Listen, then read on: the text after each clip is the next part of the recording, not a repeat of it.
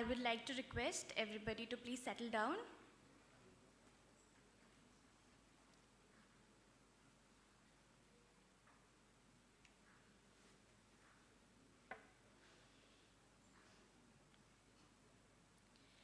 Good morning to everyone present today.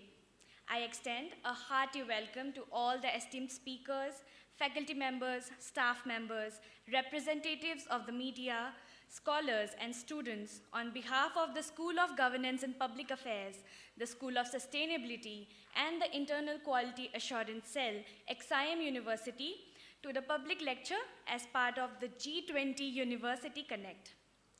The theme, Coastal Economy, Ingredients for a Convivial Future, brings together a spectrum of ideas, opportunities, concerns, and challenges for the global future. And as we will eventually discuss, for the G20 countries of the world. India's coastline, a major determinant of its economic health, calls for action research and capacity building of the resources to face the future. To facilitate this discussion, I would like to invite Professor Sutapapati, Dean of the School of Sustainability, XIM University. Ma'am.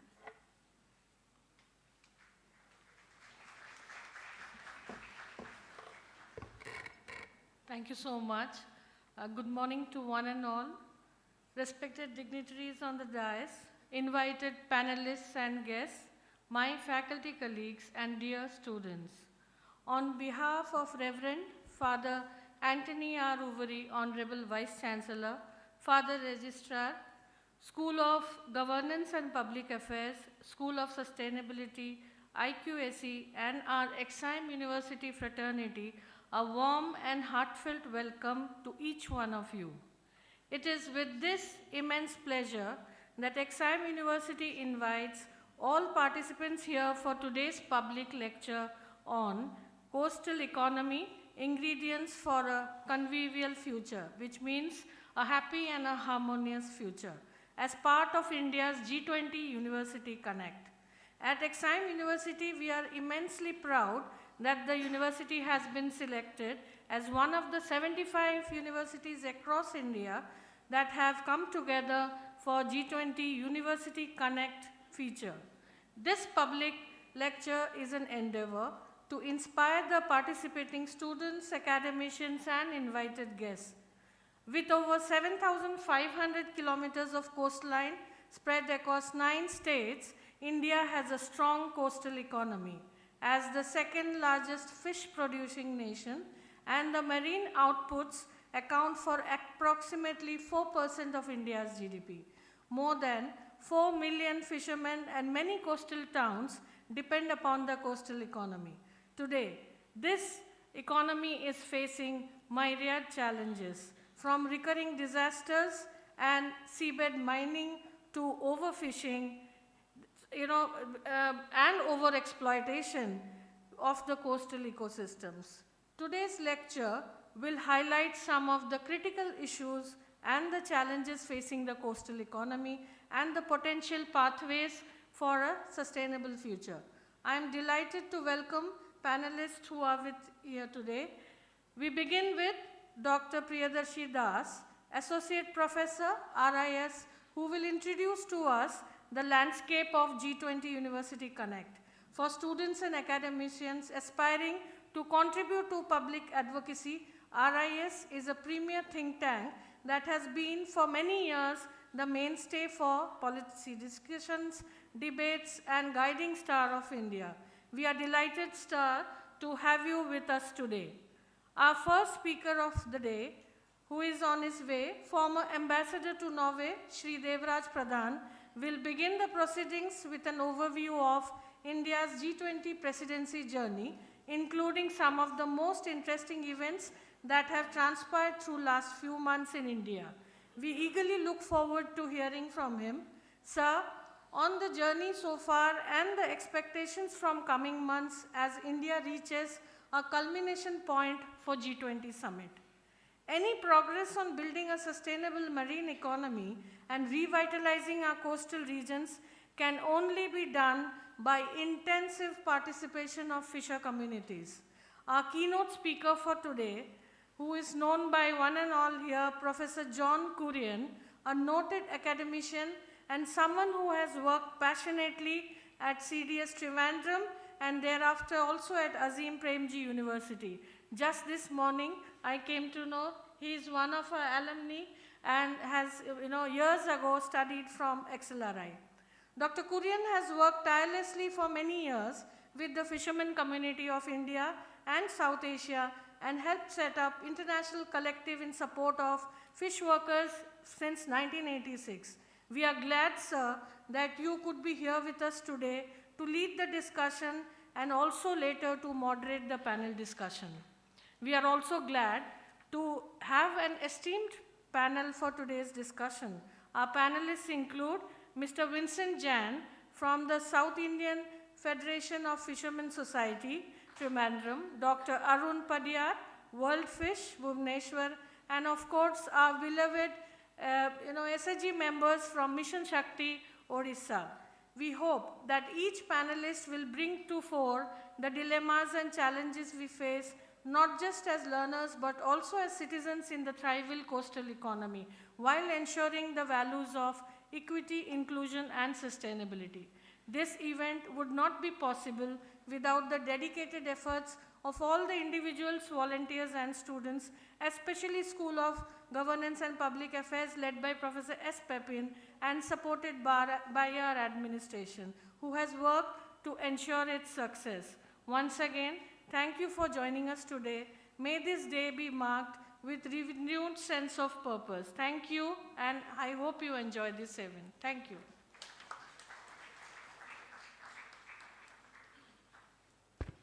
Thank you so much, ma'am.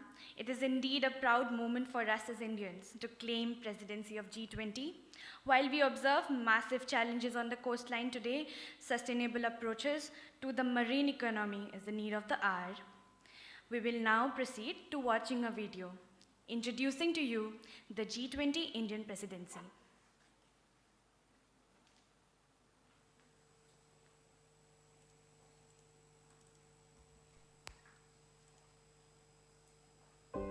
India, home to 1.3 billion people, is a confluence of religions, traditions, and customs. A thriving global center of technology and the world's largest democracy. As one of the oldest civilizations in the world with a rich cultural heritage and diversity, and as the fifth largest economy in the world, India is proud to assume the presidency of G20. As the country blooms into a new era, we look to another poignant symbol for humanity to emerge victorious from challenges. The lotus, the national flower of India, represents our history and culture and symbolizes spirituality, fruitfulness, wealth, and knowledge. And that's the inspiration for India's G20 logo design.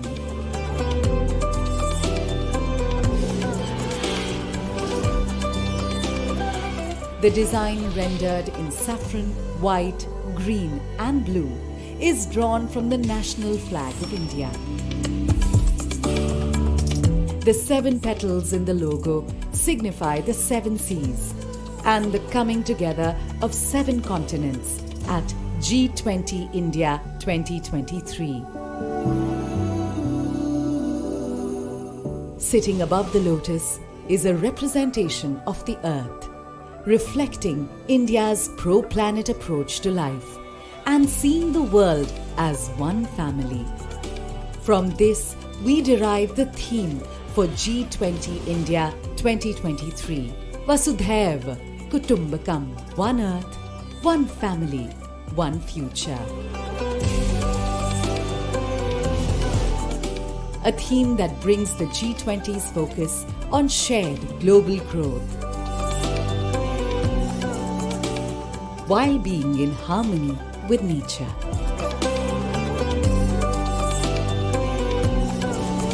G20 India 2023. One Earth, one family, one future. वसुधैव कुटुम्बकम्।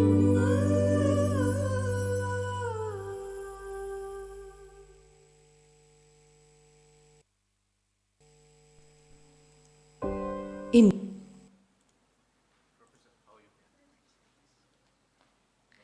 I would now like to request Father S. Anthony Raj S.J., Registrar, Exime University, to kindly deliver the inaugural address.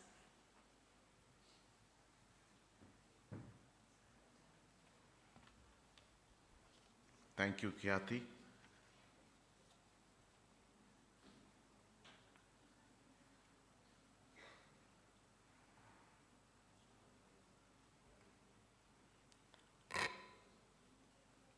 Respected dignitaries on the dais, Dr. Priyadarshi Das from RIS, Ambassador Excellency Devraj Pradhan, Professor John Kurian,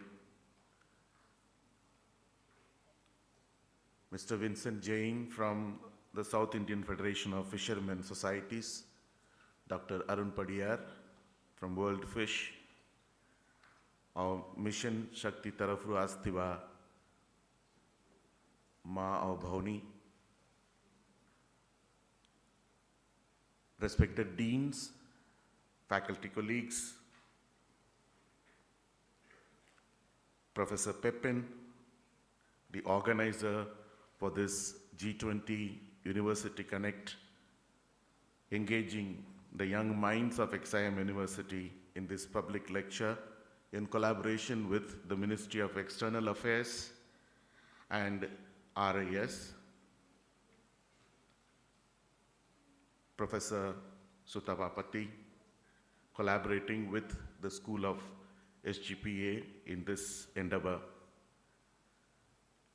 friends from the media, invited guests, and my dear students. First of all, our gratitude to the Government of India, especially the Ministry of External Affairs and our collaborator RIS for choosing our university as one of the 75 universities in the country to host this event. And a lot of preparation has gone on by especially Professor Pepin and his entire team in putting up this event. And therefore, our gratitude to Professor Pepin too. Our gratitude is also due for RIS, the Research and Info System for Developing Countries, the think tank, the institution which has supported us in this particular event. Friends, a key focus of India's G20 presidency is the conversations on coastal economy, or the use of ocean resources, not only for economic growth, especially coming at a time when the marine bodies are being impacted by climate change. And Exime University as academia, especially through the schools of sustainability and the School of Governance and Public Affairs and the School of Urban Management and Governance, we are concerned about our common home Earth and about the ocean as a living entity.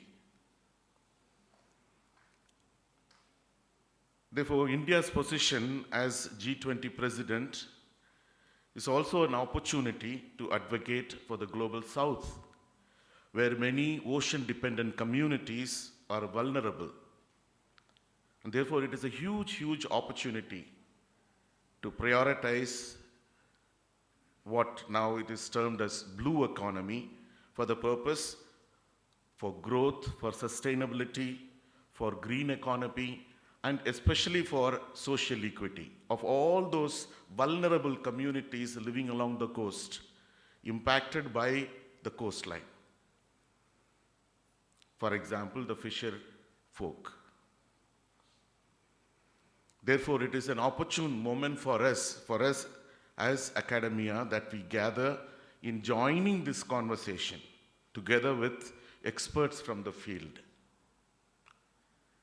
And it's good to see that despite our academic year just beginning with our own orientation programs, school-specific orientation programs that begin today, that this mini auditorium is full. I'm very happy. Therefore, thank you, students, for taking your time out from the schedule that was already sent to you for being with us. And I was very glad to see also one of our former diplomat, Srijukta UN Behra, who is our invited guest today, who was our former finance secretary of our government of Odisha, our former governing board member, and at present, our own doctoral scholar, with a lot of interest. There's a lot of interest that is being evinced at this moment across the country, especially for us, Odias, who have such a huge coastline. Ma'am mentioned about 7,500 odd kilometers of coastline in the entire country. We, as living in Odisha, we know how we are affected by the ocean, especially prone as we are to natural disasters year after year. Therefore, our disaster mitigation is one of the prime duties of the government. And Odisha has done very well, especially with the coastal economy as well as the folk that reside in the coastal this one. At this moment, as we begin our conversations, possibly one challenge would be, how do we balance out the unsustainable extraction of the marine resources, the physical alterations that the coastal line goes through, especially, for example, because of ports, and the destruction of marine and coastal habitats, wherein very, very vulnerable communities dwell. The alterations in landscapes, and more importantly, the climate change and the marine pollution. As we begin our conversation, I'd like to leave with this thought of Jalaluddin Rumi, who said, "You are not a drop in the ocean, but you are ocean in the drop." You are not just a mere drop in the ocean, but you are the ocean in a drop. God bless us all.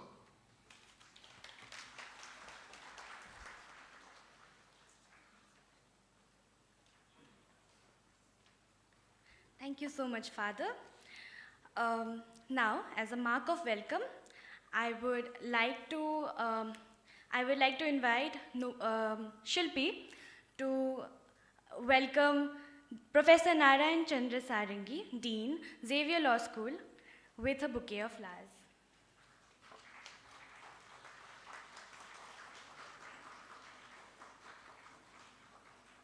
Thank you. Now, I would like to request Priyanka to please welcome Professor John Kurian, keynote speaker of the day, with a bouquet of flowers.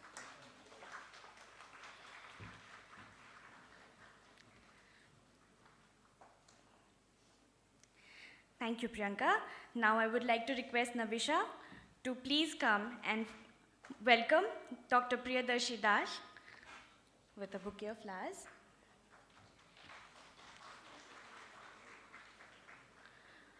I would like to request Nupur to welcome Father Registrar with a bouquet of flowers. Now, I would like to request Debasmita to welcome Ambassador Debraj Pradhan with a bouquet of flowers. Thank you. Now I would like to request Khushi to welcome Professor Sutapa Pati, Dean of the School of Sustainability, Exim University. And finally, I would like to request Nupur to come and welcome our Professor S. Pepin, Dean of the School of Governance and Public Affairs.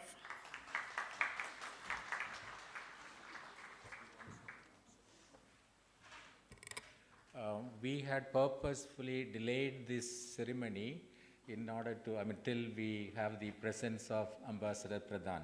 So thank you, sir. Okay. I would now like to request Dr. Priyadarshi Das, Associate Professor of Research Information Systems, New Delhi, to share insights on the G20 University Connect. Dr. Das is a co-chair of the Task Force 5 for T20 India and has contributed policy briefs to T20 during past presidencies. He has 15 years of experience in policy research on trade, investment, infrastructure, and fintech issues in the context of G20, IORA, BIMSTEC, and Indo-Pacific. Sir, please. Thank you so much. First of all, I would like to welcome all of you as a co-host of this event, along with Professor Pepin, and all good wishes from my Director General, Professor Sachin Chaturvedi. Father Anthony Raj, Register of Exim University, Ambassador Debraj Pradhan, former Ambassador to Norway and other countries, Professor Kurian, the keynote speaker,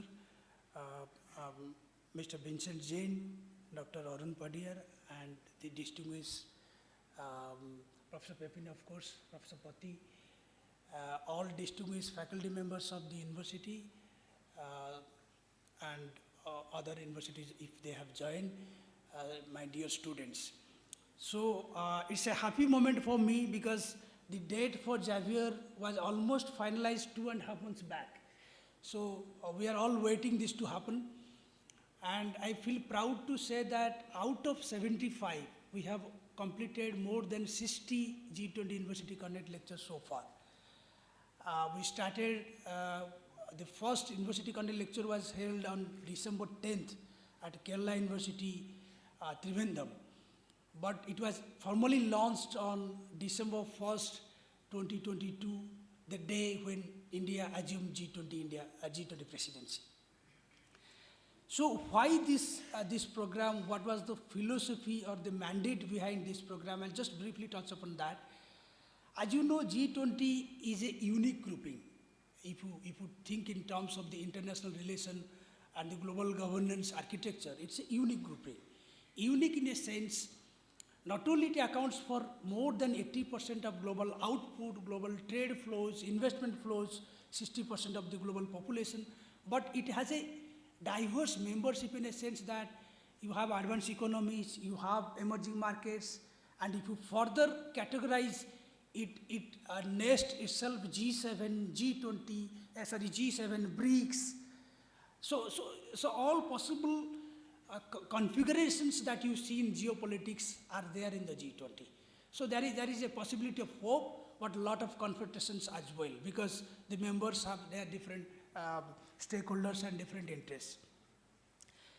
If you see from 2008, when it was formally elevated to the leaders level, before that it was happening since 99 onwards as a forum for finance ministers and central bank governors to discussing how the financial stability could be maintained in a coordinated fashion.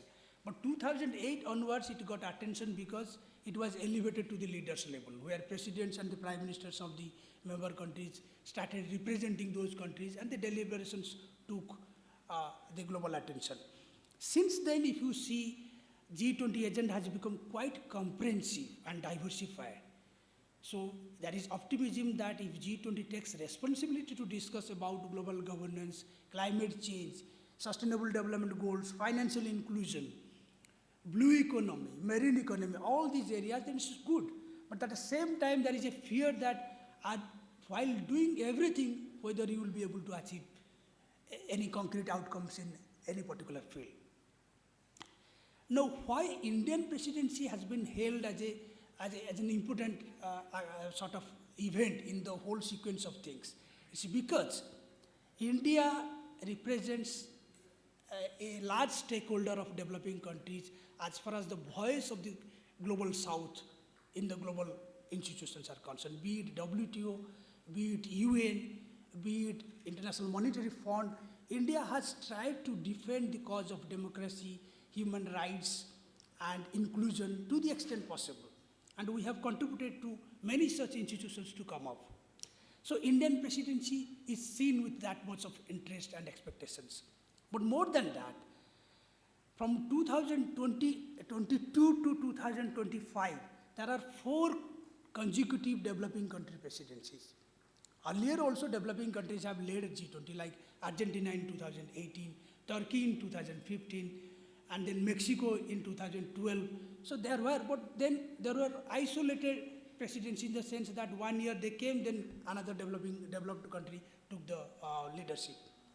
So the consecutive developing country presidency perhaps gives us a hope of continuing some of the measures that could be taken. So all 4 presidencies, like Indonesia last year, India this year, Brazil next year, South Africa, are themselves the middle income power countries. So after US and others, so these are ambitious economies. They are large developing countries. So all of them are there in the BRICS. So they could perhaps shape the development agenda in a much more inclusive and sustainable way than the vested interested group which has dominated the global governance discourse for many years.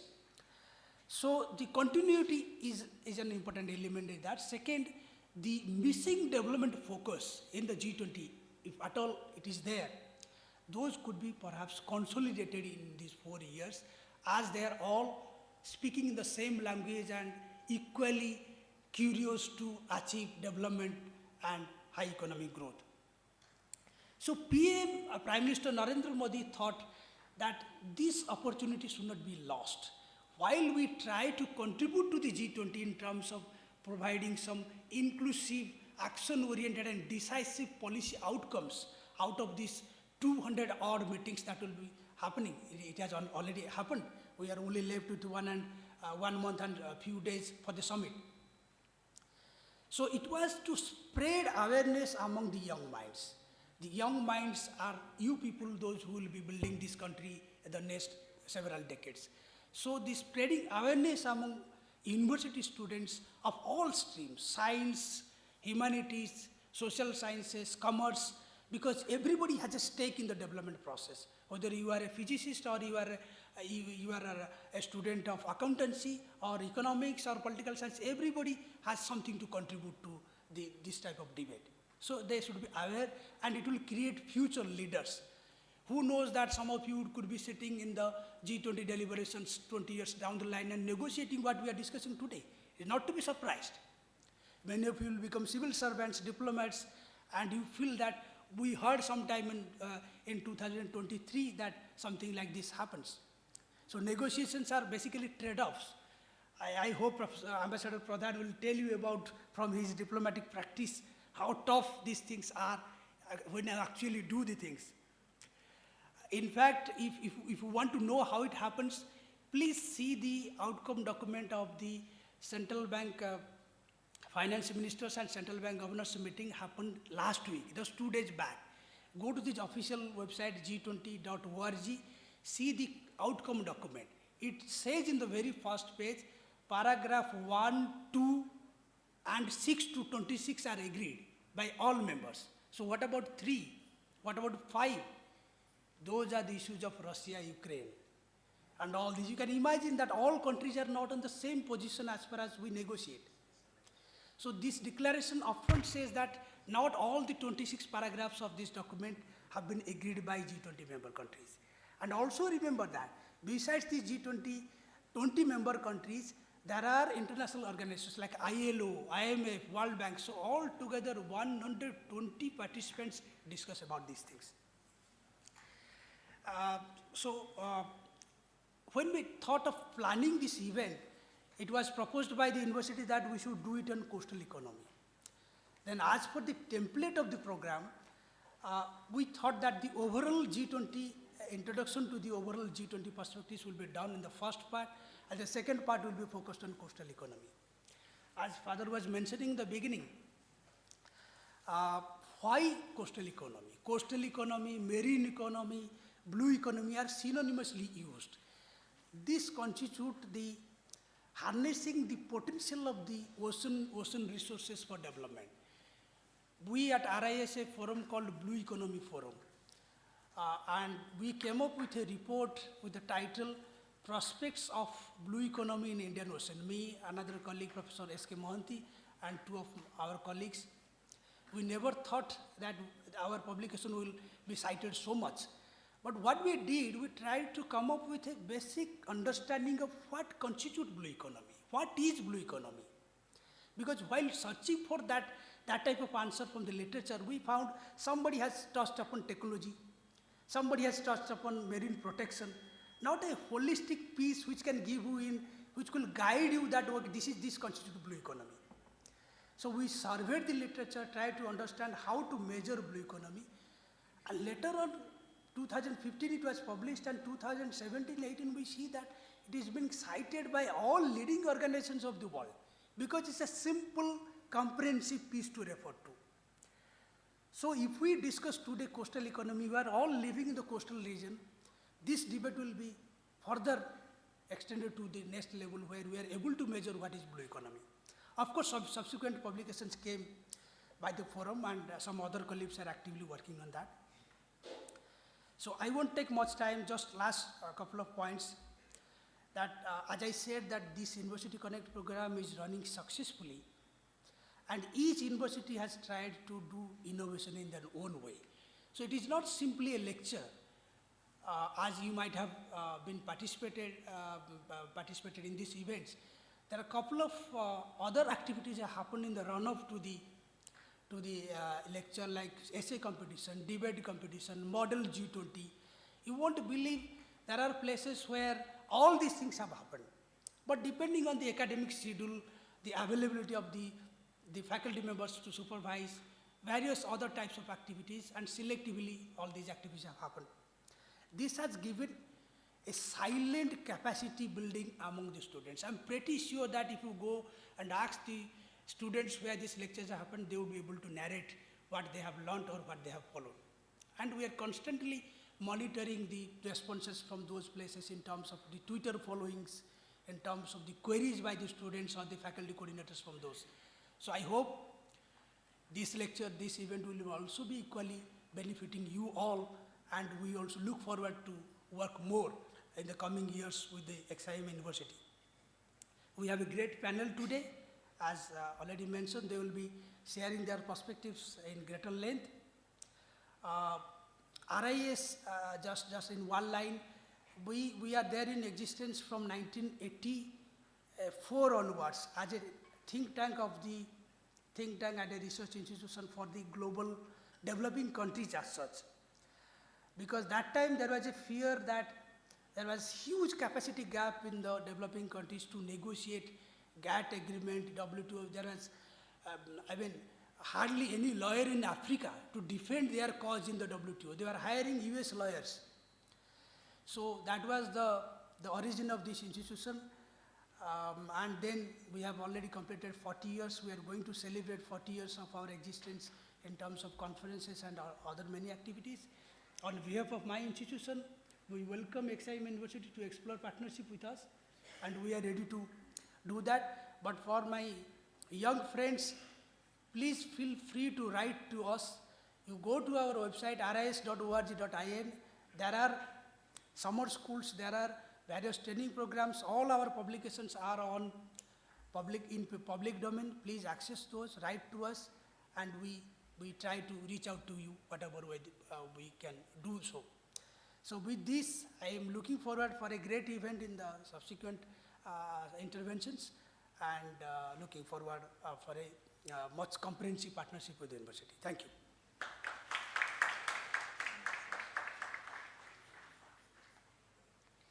Thank you so much, sir. We are filled with optimism and excitement with the possibilities of the G20 presidency of India.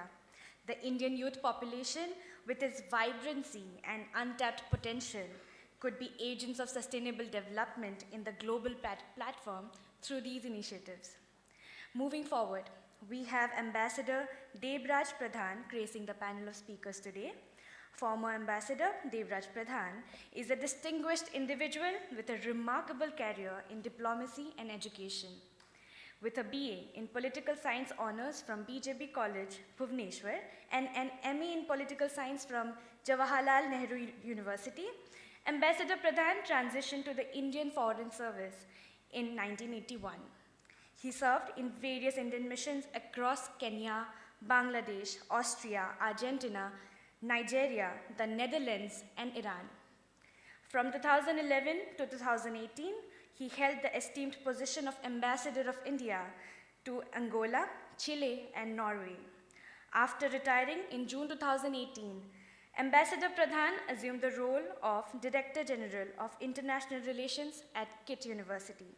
I would like to invite Ambassador Pradhan to deliver his address.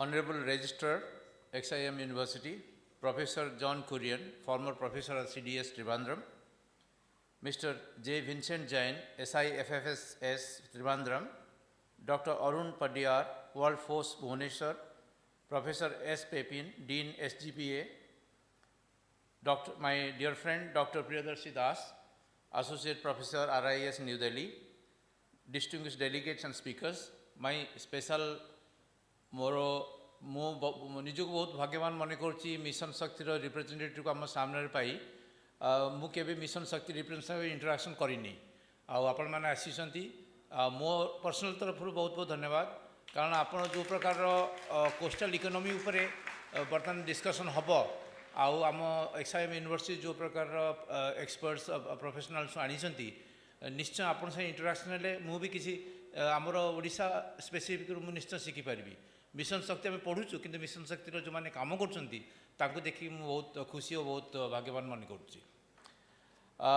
distinguished delegates and speakers, distinguished faculties of XIM University and dear students. It is my honor and privilege to be invited by Minister of External Affairs, Government of India, then a leading policy research institute like RIS, G20 Secretariat, and finally XIM University to share my views and thoughts on India's G20 presidency to engage the young minds in this G20 University Connect lecture series. Dr. Das has already made an excellent presentation or excellent introduction about G20 and India's presidency. A lot of question comes to mind, and also people ask us that what is it special? I mean, it happens every year. G20 happens every year. It is passed on from country to country. But what Dr. Das has said, that for the coming last as well as the coming 3 years will be handled by emerging economy and major developing countries like Indonesia, India, Brazil, and South Africa. That makes a difference. And these are not small countries. They are not small countries. They are emerging countries, and they make some impact in global issues.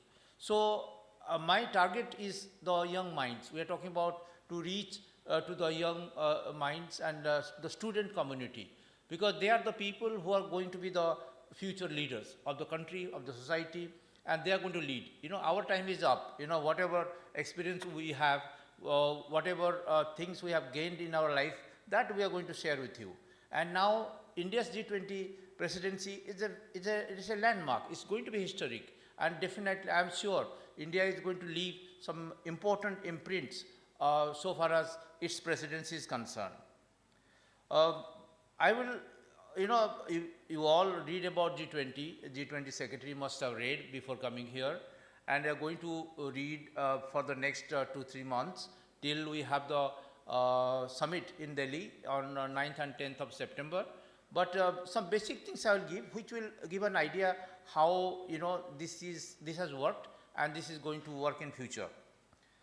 We all know that G20 was founded in 1999 in response to the Asian financial crisis and other global economic crises as a forum for the finance ministers and central bank governors to discuss, mainly to discuss global economic and financial issues. But it was elevated sometime in 2007, upgraded to the level of heads of state and government, that's president and prime minister's level, in the wake of global economic and financial crisis. And in 2009, it was designated as the premier forum for international economic cooperation. As Dr. Das has said, it's a rotating presidency. Every year, the presidency changes. We had taken over the presidency for Indonesia last year, and Prime Minister had gone to Bali, and he made a very remarkable statement there how he is going to look at India's presidency and how it is going to make some difference of the just being a international meeting.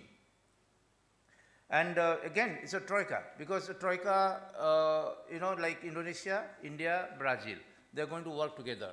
And agenda, the future activities, when we pass on the presidency to Brazil this year, or let's say end of this year, that will determine how G20 activities will be carried forward. So whatever will be discussed or summit is going to adopt, that is going to make a difference. And so India's role that time we'll see, because that is going to be, we are going to see in September what exactly coming shape and what we are going to be adopted at that point of time.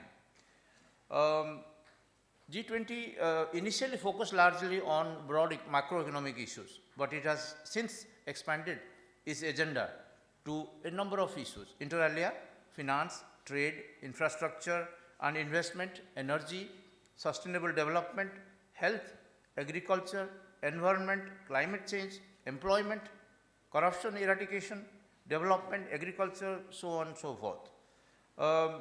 G20 started sometime, founder is G7, actually the industrialized nation, but it kept on expanding. So it has become 19 countries as such, and European Union. European Union has a number of countries, but it is 19 states plus European Union. You must have read in the newspaper that Prime Minister has written to all the G20, all G19 member states to consider and include African Union. African Union also comprises of a large number of African states. So African Union is a very important partner for us, and also partner not only for us but also for the world or the global south, we call it in normal terminology. So African Union inclusion, like European Union, it can make a really big headway, but let's see how other members are going to consider this at the summit. There are three tracks basically. One is the finance tracks, because it started with the finance minister's level, and Sherpa track. Sherpa track is very important because Sherpas are personal representatives or envoy or emissary of the Prime Minister or the President of the member states.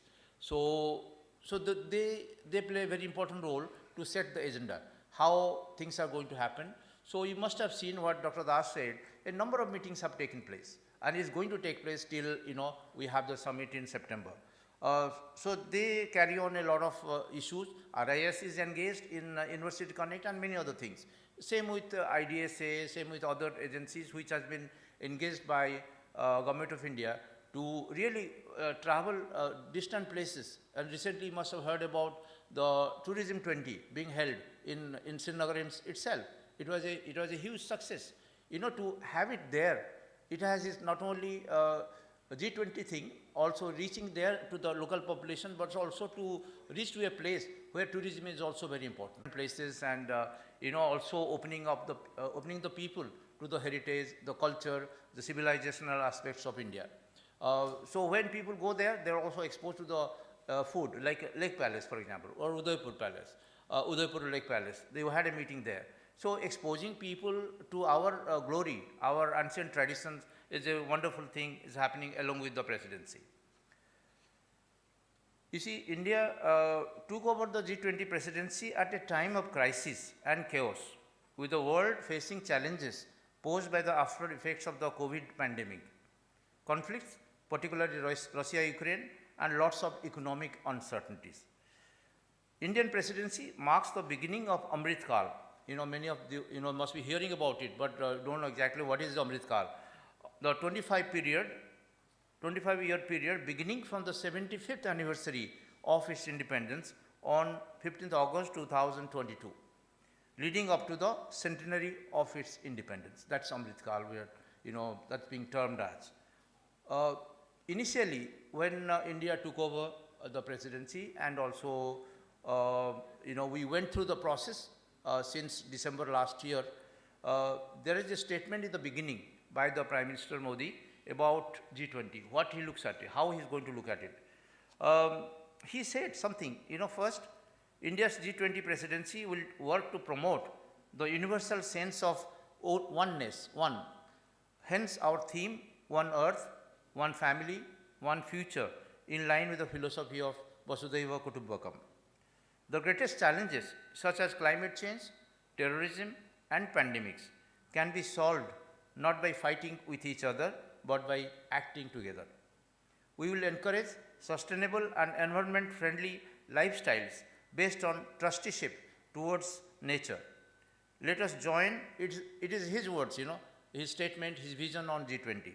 Let us join together to make India's G20 presidency a presidency of healing, harmony, and hope.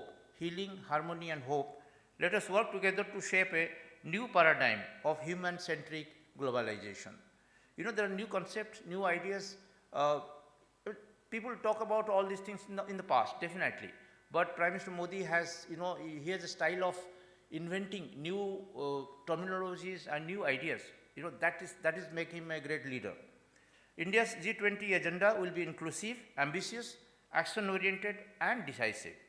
Our G20 priorities will be shaped by the interests of the global South. We will seek to depoliticize the global supply of food, fertilizers, and medical products. Look at the elementary things: food, fertilizer, and medical products, which affects everyone. COVID has affected everybody, including the USA. The maximum number of people died there. Europe was the first thing. Then, of course, China, India, big countries. We will encourage an honest conversation among the most powerful countries. Our priorities will focus on healing our one earth, creating harmony within our one family, and giving hope to one future. You have all seen a logo and theme of G20. You have seen the lotus and the earth on the top of it. The colors are from the national flag, and the blue color is from the earth, the water.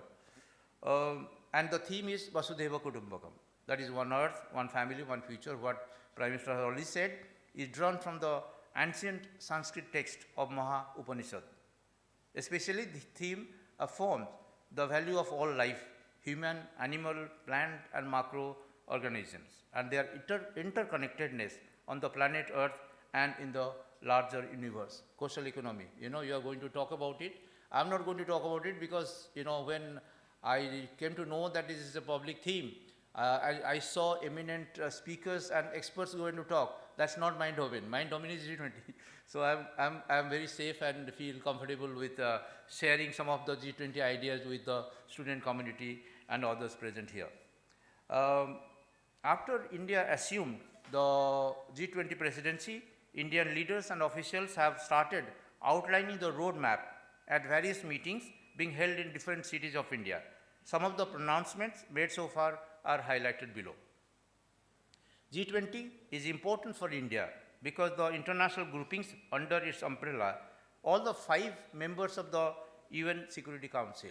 Dr. Das has touched on emerging economy developing, but strategically, it covers all the 5 members of UN Security Council, all G7 members, all the industrialized members, and all BRICS countries. So it is as a group, it's very important for not only for India, but for everyone.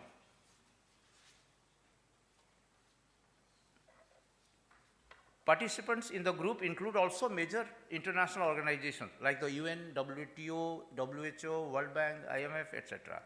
As the host country, India has invited certain guest nations like UAE, Bangladesh, Mauritius, Egypt, considering our importance in the region or our relations with them, Nigeria, Oman, Singapore, the Netherlands, and Spain, etc.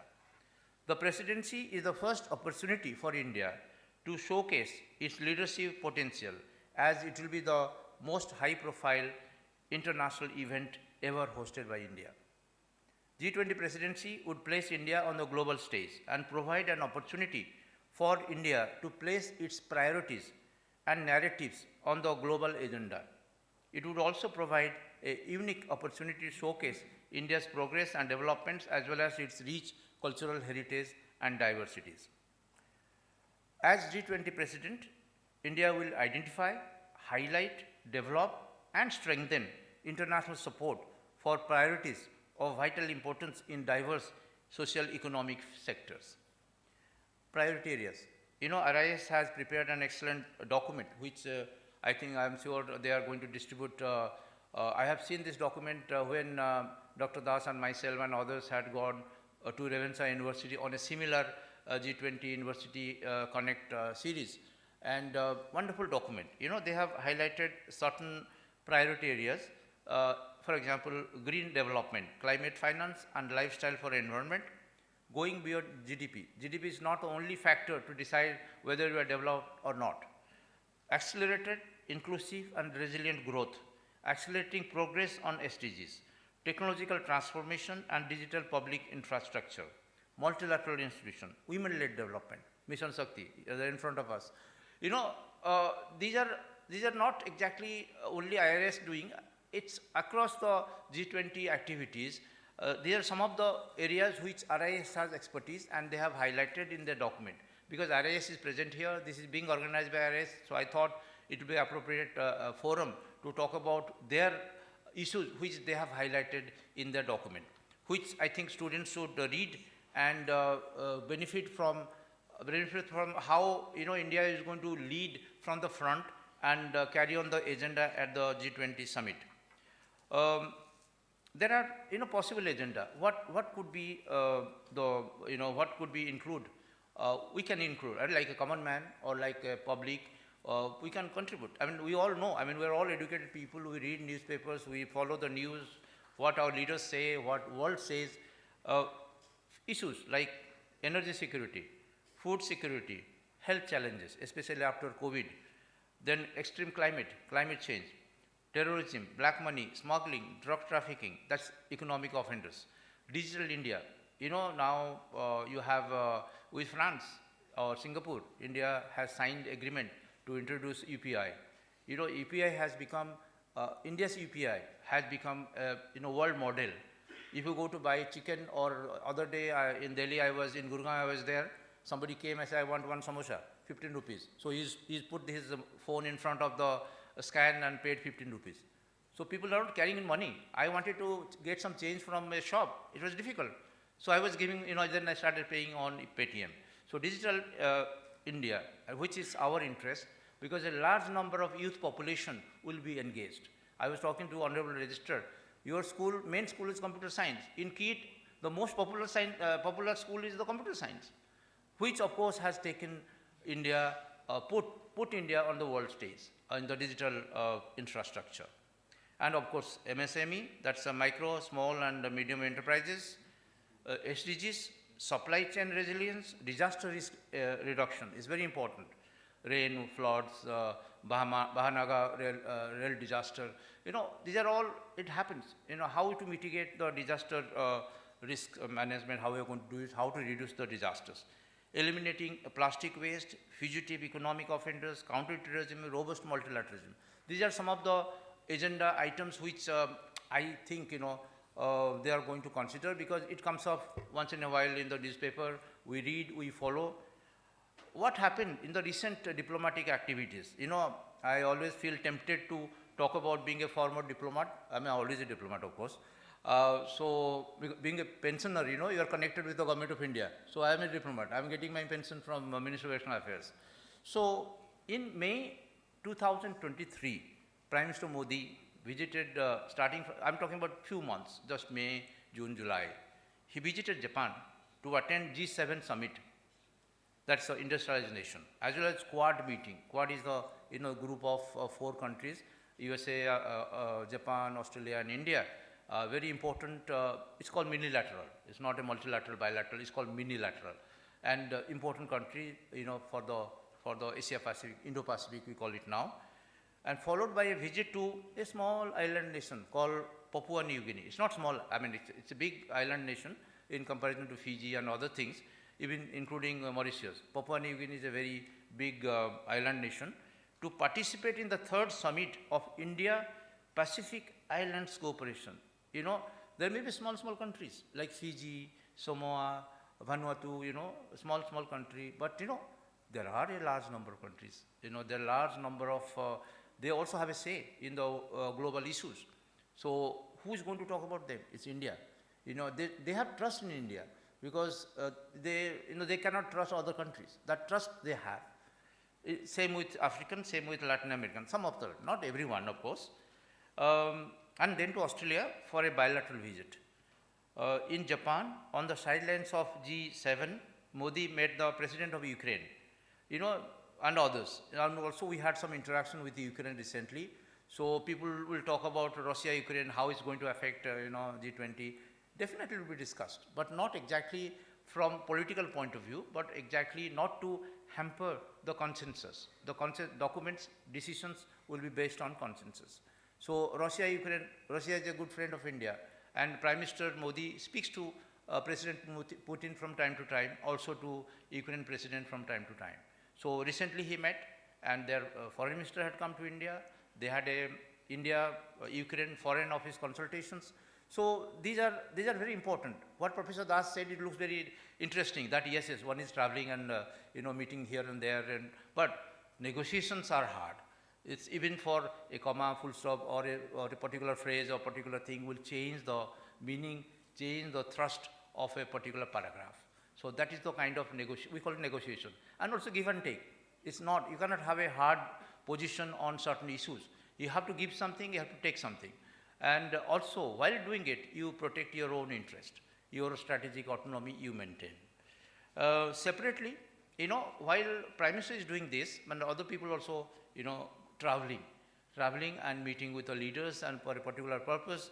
External Affairs Minister, Dr. S. Jaishankar, visited Fiji and Australia in February, Uganda and Mozambique in April, Guyana, Panama, Colombia, and Dominican, Africa, Latin America. Just imagine how diplomacy is at play and how government of India is handling all these issues. And wherever they have gone, they have invited the leaders. Look, there is some G20 is happening, you must come. Also Prime Minister's personal invitation to the leaders. And EM also visited Bangladesh, Sweden, Belgium, South Africa, Namibia, Indonesia, and Thailand in July recently. Indonesia, there are 3 important meetings. One is ASEAN. ASEAN is a group of, Southeast Asian nations, and East Asia Summit, EAS, and also ARF. So there are 3 important regional bodies in the Southeast Asia and East Asian side. And also separately there are visits by the Honorable President of India, NSA, that's the National Security Advisor, and Minister of State for External Affairs to several other countries. All this show a proactive and persistent policy of the Modi government to carry forward the bilateral, regional, and international dialogue with its international interlocutors. I am sure that some of the issues discussed during these visits will find a place in the G20 summit agenda. In conclusion, please allow me to quote Prime Minister Modi's favorite slogan. You must have heard, you must have read about it. Sabka Saath, Sabka Vikas, Sabka Vishwas, Sabka Prayas, which is very much embodied in the theme of India's G20 presidency, Vasudhaiva Kutumbakam. Your company, your cooperation, your development, your conviction, and your progress. These are the 4 elements in his slogan. It's not an ordinary slogan. It may sound, people politicize it, but if you go for the meaning of it, it has a very deep-rooted and, very important meaning for all of us and for all the world. And, you must have also heard about, I'm talking to the students, you must have heard about, Prime Minister Modi in his statement and others have been talking about India being the mother of democracy and also India to be a Vishwaguru. You know, Vishwaguru, Guru English translation may not have a exact meaning, but Vishwaguru we understand. You can call it a global leader or global pioneer or something. I would like to highlight Prime Minister Modi's strong conviction to elevate the position of India to global leader or Vishwaguru. This has been motivated. There are, according to me, there are three main factors, motivated mainly by factors inter alia, India's ancient culture, civilization and heritage, which is very much highlighted by Modi government in soft diplomacy, yoga, Ayurveda, our film, our dances, classical dance, music, everything. But apart from that, also democratic governance, development, our stand on development, our stand on peace. These are very important for the world. Second factor will be our achievements, remarkable achievement during the last 75 years by becoming fifth largest economy in the world. And this is not a small thing to achieve. And we are going to achieve faster. In next few years, let's say 1 or 2 decades, we are targeting to become the third largest. And this because of you, because of the youth population. You are working hard, you are contributing your country's growth and progress. So this is very evident. And last is strength and capacity, that is India's strength and capacity to offer something that the global community, particularly Global South, needs and aspires for.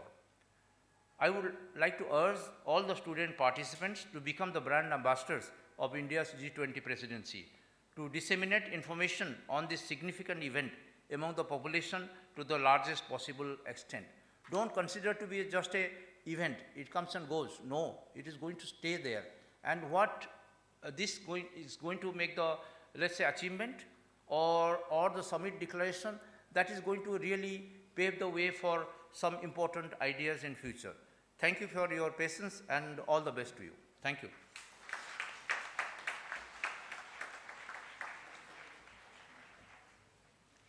It was an honor to listen to you, sir. Thank you so much. Your experiences and insights on G20 initiatives throughout the country were very informative.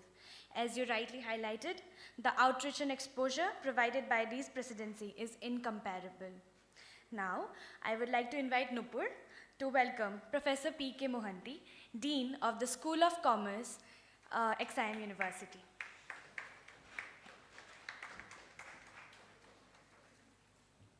Thank you so much, sir.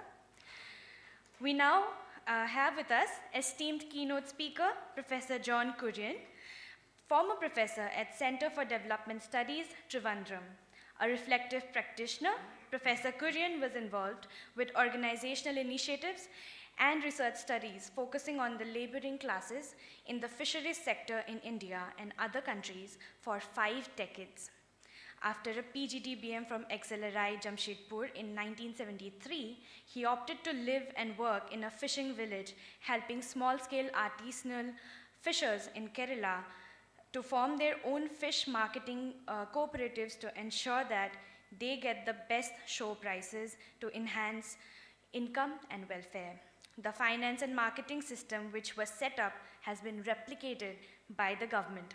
In 1984, he facilitated the first international conference of fish workers and their supporters organized in Rome, functioning as its Secretary General. Having a PhD in social sciences from TIS, Mumbai, he was an activist researcher in the Center for Development Studies, Trivandrum. His teaching and publications focused on coastal zone ecology and livelihoods. While at CDS, he took the lead to set up the International Collective in support of fish workers. He was vice chair of the UN FAO Advisory Committees on Fisheries Research for a decade from 1997. He worked for the UN FAO for several years to facilitate fisheries co-management initiatives in post-conflict Cambodia and post-tsunami Aceh, Indonesia. He retired as professor from CDS Trivandrum and was also visiting professor in Ajim Premji University, Bangalore for a decade. He is currently guest editor for the International Year of Artisanal Fisheries and Aquaculture. special issue of the international journal Reviews in Fish Biology and Fisheries. We are honored to have you here with us, sir. Please grace us with your address.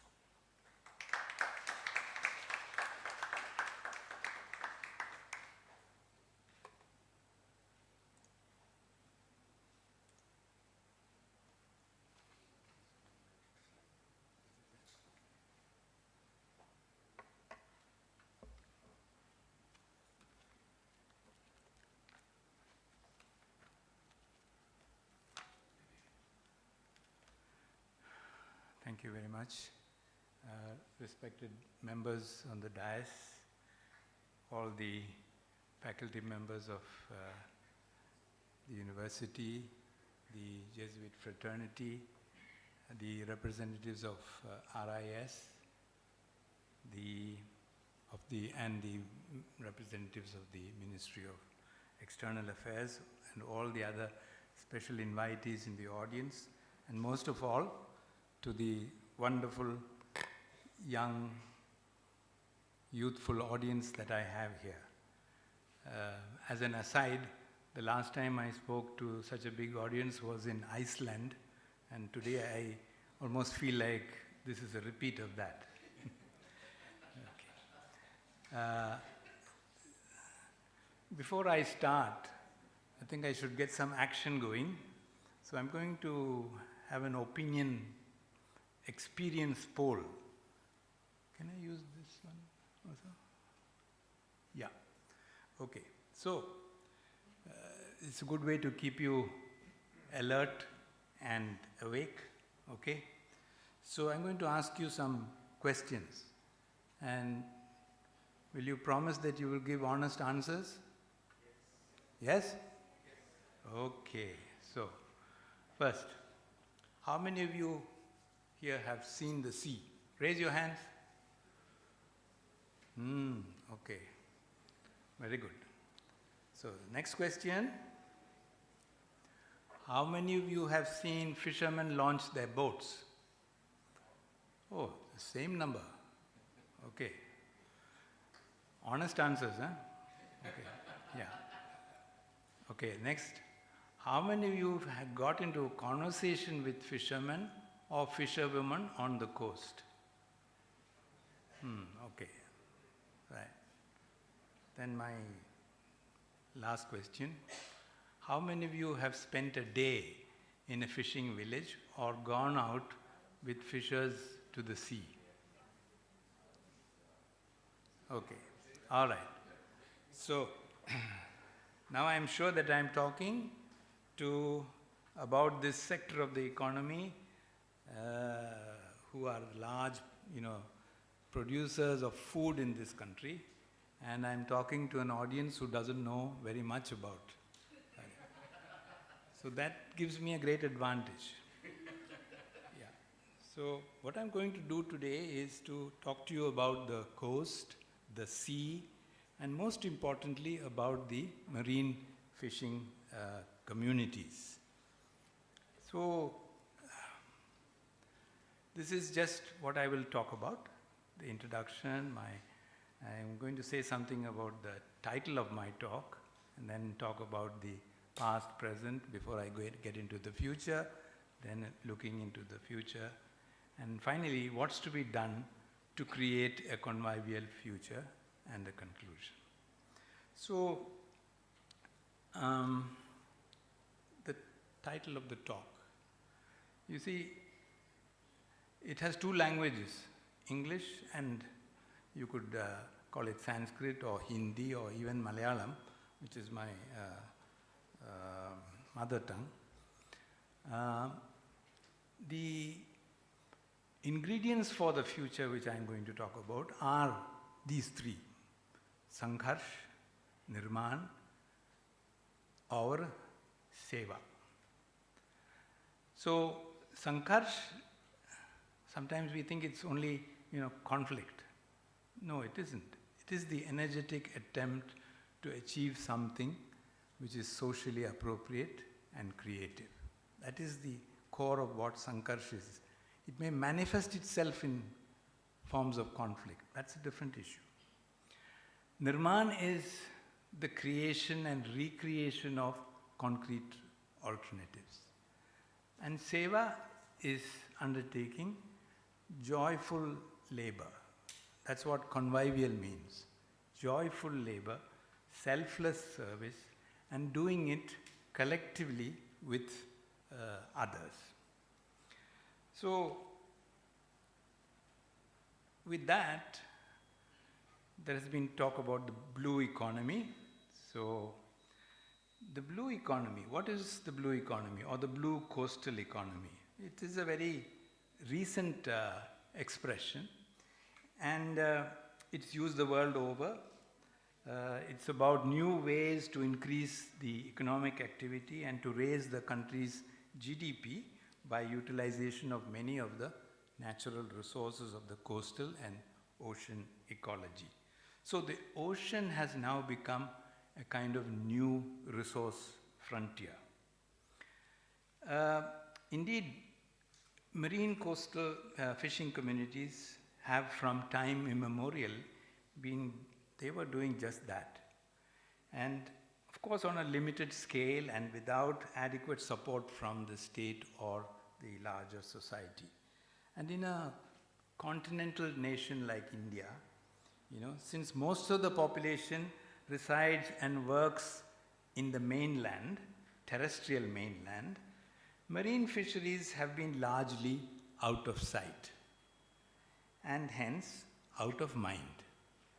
So, when I refer you back to the pole, everybody has seen the sea, but there were only 5 or 6 people who have, spent a little time with a fishing family or taken the courage to go on a fishing boat. So consequently, the blue coastal economy agenda is not really a project of the fishing communities. It has been totally conceived from outside by consultants, planners, academicians, and supported by our elected representatives and others. So the main focus has been on the material dimensions of the ocean. We forget that as humans, we have a strong relational and subjective relationship with the ocean. Why do you go to the sea? You get a sense of peace. You enjoy with your family. So these are also attributes of the ocean which need to be incorporated. So what I would like to suggest in my talk is that we will not only be able to carry through a fruitful effort at creating a vibrant, just and inclusive blue economy if we ignore the people, the primacy of people and the natural resources of the marine fishery.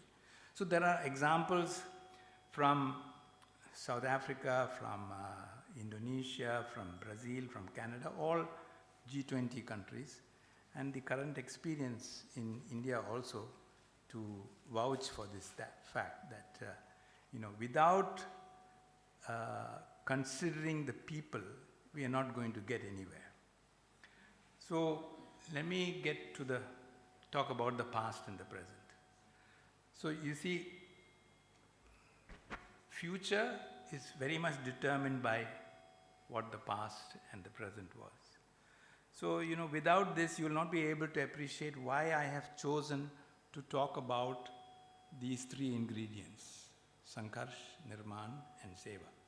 So, imagine that you are walking along the length of the coastline which was talked about, breathtaking beaches of mainland India and the islands of Lakshadweep, Andamans and Nicobar. Suppose you were going to do that. I mean, you'd think it's quite a task. But actually, we can try to conceive this and imagine that it's a big task, 7,500 kilometers on the mainland and another 1,000 or so kilometers around the islands. But 100 years ago, a British administrator by the name of James Hornell. He did exactly that. What he saw on his travels as he walked along, maybe he certainly didn't have a car, but he had other modes of transport. So it prompted him to write about this immense, unique, technological, socio-cultural, and institutional diversity of our coastal fishing communities. And he used a wide variety of the, boat designs, what he saw. So he was trying to understand, why there is such a wide diversity. And he gave the title of his treatise as The Origins and the Ethnological Significance. Ethnological significance, mind you, not technological or economic significance. Ethnological significance of Indian boat design. Now, as a conclusion of his thesis, what he said was, all over India, people have borrowed boat designs from all around the world. And this has happened through trade and migration contacts. And they have then adapted these designs in accordance to their socio-cultural contexts, but only if they could adapt these boat designs to the specific geophysical conditions in that place. So although they were influenced by socio-cultural or religious aspects, they adopted these designs only if it suited the local geophysical conditions. So many boat designs were used exclusively for fishing. Some were also used for transportation of cargo and people. So given this background, one would have imagined that post-independence marine fisheries development would have utilized this amazing diversity of boat designs, which were actually community innovated, as well as ecologically and socio-culturally adapted. We would have imagined that this would be the foundation of fisheries development. Now, it may surprise you that actually nothing like that happened. And let me tell you why. You see, when our beloved Prime Minister Jawaharlal Nehru and his colleagues were preparing for India's independence, they constituted what is called the National Planning Committee, which investigated all sectors of the Indian economy and suggested how each could be developed after independence. So there was this subgroup of experts who were appointed to develop the fisheries plan, and they were all fishery scientists, primarily marine biologists, who knew a lot about fish, but had very little direct contact with the fishing communities who caught the fish which they studied. So this is like most of us, no? We visit the beach, we collect some samples, we hardly talk to fishermen or anything like that. Sadly, it is the caste, class, educational hierarchies in our societies which do not permit us to do this. So, let me get back. So this wise group of experts in this committee, they reported finally, and the main assumption of this report was as follows. Though the fishery resources have been exploited from time immemorial, the occupation is largely of a primitive character, carried out by ignorant, unorganized, ill-equipped fishermen. Their techniques are rudimentary, their tackle is elementary, their capital is slight and inefficient, end quote. So it is really hard to find another paragraph in the national planning documents which has so many demeaning turns. So you see, this assumption that they made then became the basis for the recommendations for marine fisheries development in India. And they proposed 3 pillars: Western technology, scientific research institutions, and a competent fishery bureaucracy. Everything else which existed could be ignored. So it is my contention that it is in this shunning of technology, knowledge, and the customary socio-cultural institutional arrangements which existed at that time, which lie at the root of the ill effects in the marine fisheries sector today. And what are these ill effects? We see them today. First, fisheries development did not result in the development of the fishing communities. Secondly, introduction of technology which was not appropriate to the tropical marine ecosystem resulted in its damage. And thirdly, ignoring the socially sanctioned customary communitarian norms which prevailed in all fishing communities led to converting the coast and the sea into an open access realm where anyone could enter merely by making absentee investments. So, what are some of the consequences arising out of this for the marine fisheries sector? These are the consequences. The marine fishing communities are still socio-economically marginalized. The marine ecosystem, particularly the important near-shore coastal part, is ruined. The harvesting and processing sector has huge excess capacity. The sector is marked by blatant economic inequality. Our fishing ports and fish markets are marked by their poor hygiene. Youth from these communities would rather not go back to the lucrative wealth of the sea. So, it is this path of development from above which was chosen by us that is the main cause for this. And time does not permit me to go into the details, but having worked closely with fishing communities and my own earlier research studies and so on confirm this. And I'm also sad to report that today there is more confirmation of this by others who have more recently investigated these problems. But let's keep that aside and let's see what do we do for the future. So the future, I'll go back, I realize that the picture I painted is grim. I'm fully aware of that. So how can you imagine a convivial future from such a grim, sordid base? You might ask me. But often it is from desperation and crisis that bright futures emerge. At least that is my hope. So let me start by placing before you some data and information about our marine fish resources and the fishing community to highlight why it is important to imagine a new and bright future for this small but significant sector of our economy. So let's take the natural resources. So India's sea-ocean area, known as the exclusive economic zone, is about 2 million square kilometers. This is about 60% of our land area, which is 3.3 or 3.28 square kilometers.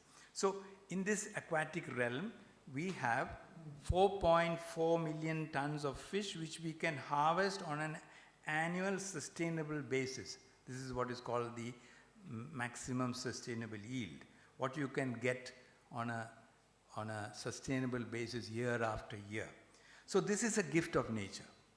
No need for fertilizer, no need for pesticide, just skilled human effort with suitable technology support is needed to harvest this wealth. So there is also an important spatial dimension to this living resource. About 70% of it is found closer to the shore within a depth of 50 meters. So it's closer and it's at a shallower depth. 70% of the resource is there. So, and it is spread all over the, 7,500 or 8,000 kilometers of coastline which we have, including the islands. And for such a resource, decentralized small-scale operations are the most appropriate for harvesting such a resource. So that's about the resource. Now, an underappreciated fact about these living resources is the phenomenal contribution which they are currently making and can be enhanced in future from the point of food security, particularly of young children. Some of these humble varieties of fish like oil sardine and anchovies, of which we have millions of tons in our EEZ, are what nutritionists have now discovered to be super nutrients. They have no equivalent replacement. And I also note that the G20 agricultural ministers who met in Telangana last month also reiterated this, quote, commitment to food security and nutrition for all through the development of inclusive, resilient, and sustainable agriculture and food systems. This is what they recommended. So there you have the backing of the G20. So if this fish can be used to feed children in the first 1,000 days of their life, it will make significant difference to the brain development and also contribute to overall immune system development. So efforts in this direction have been made by the government of Orissa and the World Fish, and it really points out to this unrealized potential. And I see that the representatives of these initiatives are sitting here. So there is also the other valuable living resources in our coastal waters, starting from several bacteria, algae, plants, and other organisms. Scientists now realize that they can form the basis for a huge biochemical nutraceutical industry with yet really undiscovered use and exchange value. And there are marine, microalgae which can be used for scavenging oil spills. They eat the compounds from petroleum as part of their diet. I could go on talking about the resources. Let me talk about now the human resources on the coast. The vibrant coastal fishing communities which inhabit the 8,000 kilometers of coastline are the other undervalued, underappreciated wealth of our nation. There are many estimates of their number and spread along the coast.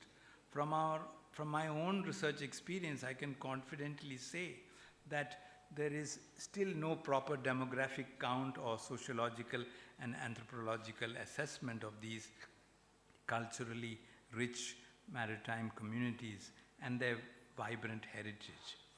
The best all India data that we have is from the Central Marine Fisheries Research Institute census of 2016. It's already 7 years old. Now, what you see from this data is pertaining only to the 9 maritime states and to the coastline of the mainland. There are about 3,300 fishing villages, 9 lakh fishing families, and a total population of 4 million. Now, see, these are big numbers. We are used to having these big numbers thrown at us, and we rarely understand them in terms in which we can relate to them.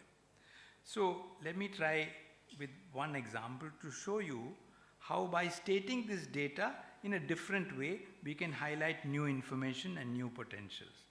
Now just take the total data given by the CMFRI, and if we restate it in this way, our coastline, along this coastline, we have one fishing village for nearly every 2 kilometers of coastline.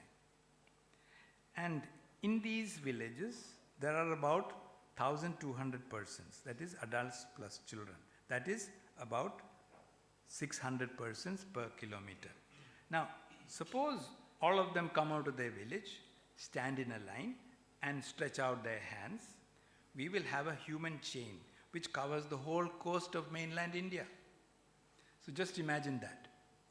So, is there any other community who can protect their occupational and socio-cultural realm in this manner?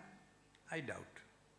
So, of course, you may say these are averages, and that this cannot be done in Gujarat, for example, where there are only 200 persons per kilometer. But you are correct about that. But in Orissa, there are 1,100 persons per kilometer, where we are today. So we can make two parallel human chains on the coast in Orissa. So my purpose of presenting the data in a different way is to give you one example of how we can create information that highlights vastly neglected aspects about our fishing communities and the huge potentials for them and to use their knowledge and skills to assist in national development. So, based on the above information, imagine the phenomenal techno-socio-ecological knowledge which they have about every inch of our country's diverse coastline. Consider the role they can play in national security of the coast. In this era of climate change and extreme weather events, they can make a big contribution to gather real-time data on the state of the sea, the revival of coastal vegetation. Now think about the role they can play in monitoring coastal pollution and the rescue measures during coastal disasters. The list is very long. So, however, if coastal fishing communities are to play such roles for the nation, there are two preconditions. Wherever they exist along the coast, they must be given assured preferential access rights to the shore and to the sea which is adjacent to it. But what are we seeing today? In the name of blue growth for $1 trillion economy, new investments are being hastily made on the coast and at the sea, but without any reasonable and consultative processes with those who dwell on the coast. Marine fishing communities run the risk of becoming development and climate refugees today.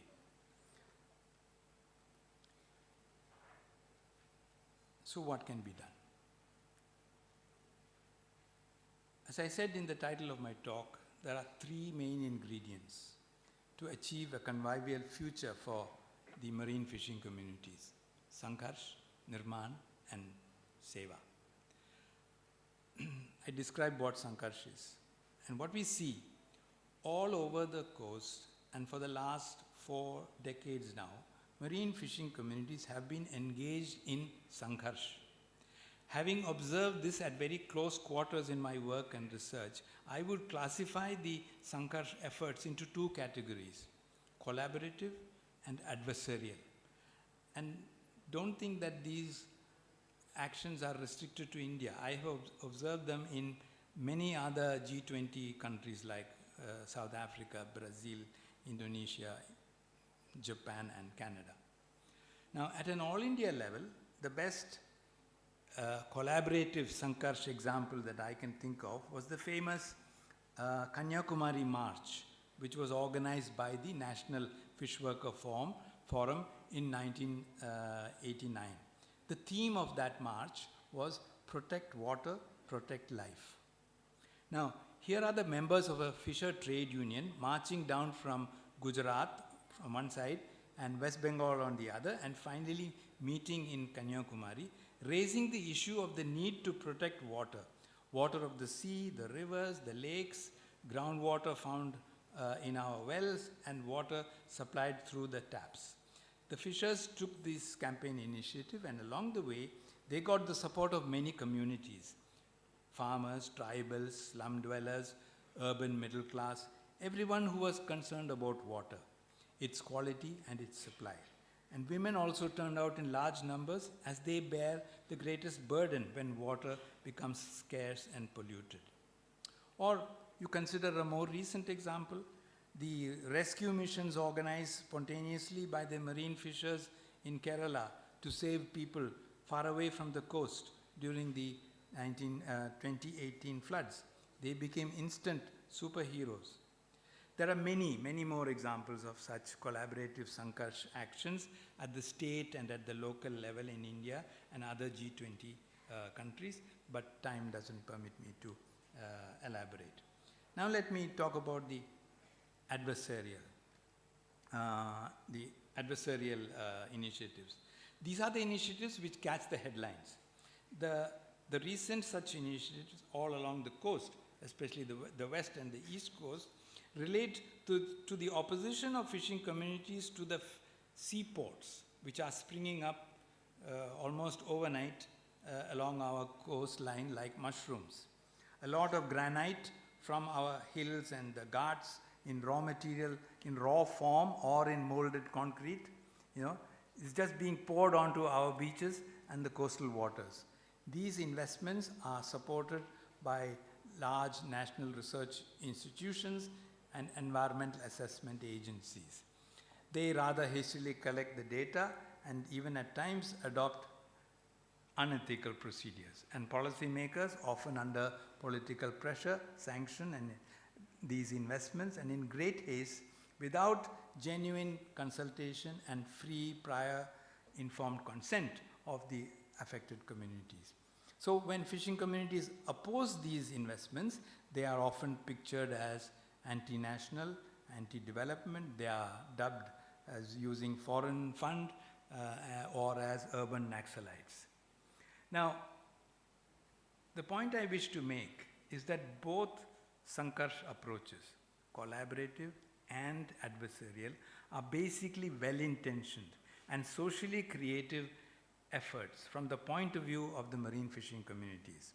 This is their way of saying that they care for the coast and the sea. They are asserting their customary rights to this terraqueous ecosystem, land and water, which is their historical occupation and socio-cultural heritage. So, for a convivial future, Sankarsh approaches must continue. In a democratic society, this is the most important freedom to foster social resilience and to ensure that human rights are respected. Sankarsh is also important for a democracy to stay genuinely participative, just and inclusive. And G20 countries wholeheartedly endorse this sentiment. Now let me come to the issue of Nirman. Nirman is the creation and recreation of concrete alternatives. The Nirman initiatives of marine fishing communities are also very numerous because they are largely restricted to the coast. Most of us, we don't get to see these Nirman initiatives, and so we don't comprehend their significance. So these initiatives come in a large variety of ways, but let me give you the example of a technological innovation. I spoke to you in the outset about the diversity of fishing crafts. So most marine fishers in India still use what are called beach landing crafts. So according to the CMFRI census, 80% of Indian fishing crafts are landed on beaches at the fishing villages. And there have been numerous post-independence efforts by national institutions, international agencies to try to replace these boats. But these efforts have all failed. But there was one interesting exception. In 1990, in Tamil Nadu, a group of catamaran fishermen, with the help of a group of naval architects and persons who were familiar with boat fabrication materials, they started a collaboration. And to cut a long story short, I know my time is running out, they made these new boat designs. And what you see with these boat designs is that they have spread so rapidly. So as I said in the beginning, if something spreads, it's because people find it appropriate.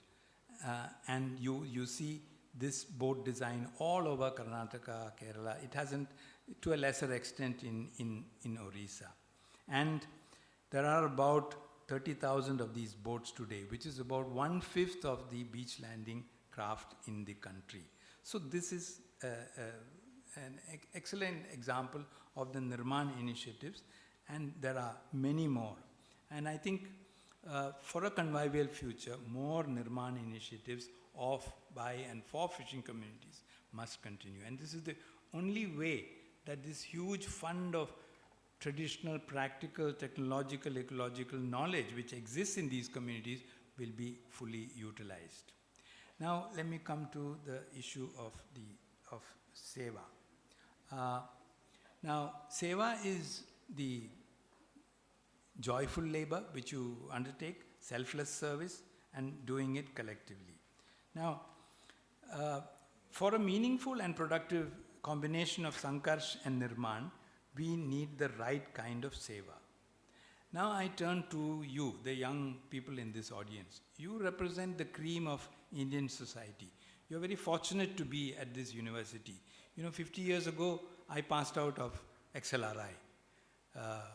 So most of you come from an urban city background. Your parents and grandparents were probably educated, but perhaps there are a few of you from rural areas. And being in Orissa, maybe there are some from the tribal communities. And I'd be surprised if there is anybody from fishing community. But if you wish a bright future for our country, then you must pay closer attention to the laboring populations who are from the primary sector of the economy. The farmers, the fishers, the pastoralists, the forest dwellers, artisans, miners, and so on. I call them ecosystem communities because they interact directly with the ecosystem, with the land, the forest, the sea, the mines, and they form the largest share of our population even today. And yet, the improvement in their overall well-being, even after 75 years of independence, has not kept pace with the rest of our population. So, we sort of, they are the backbone. You don't see your backbone.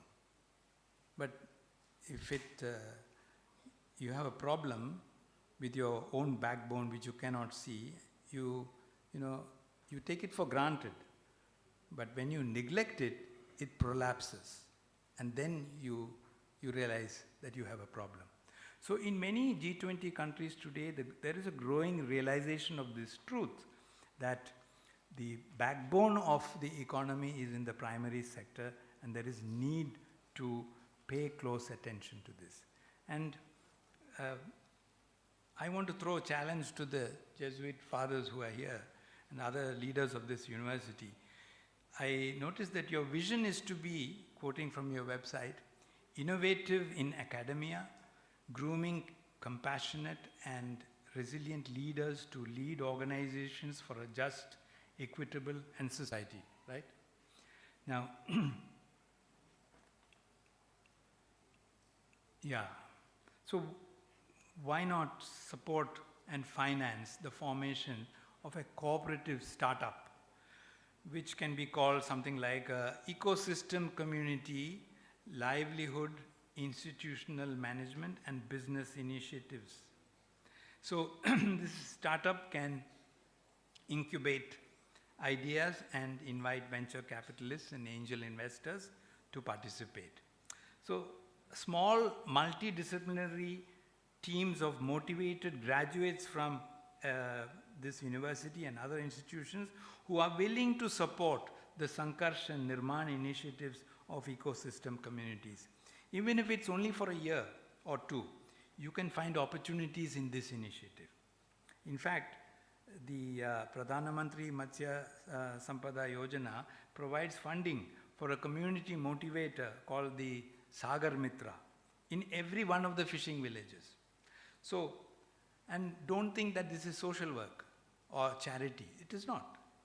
Such an initiative will call for the most creative, effective, and efficient use of information and communication technology, finance and marketing skills, natural resource economics, statistics, law, governance, the whole range. And more specifically, in the fisheries sector,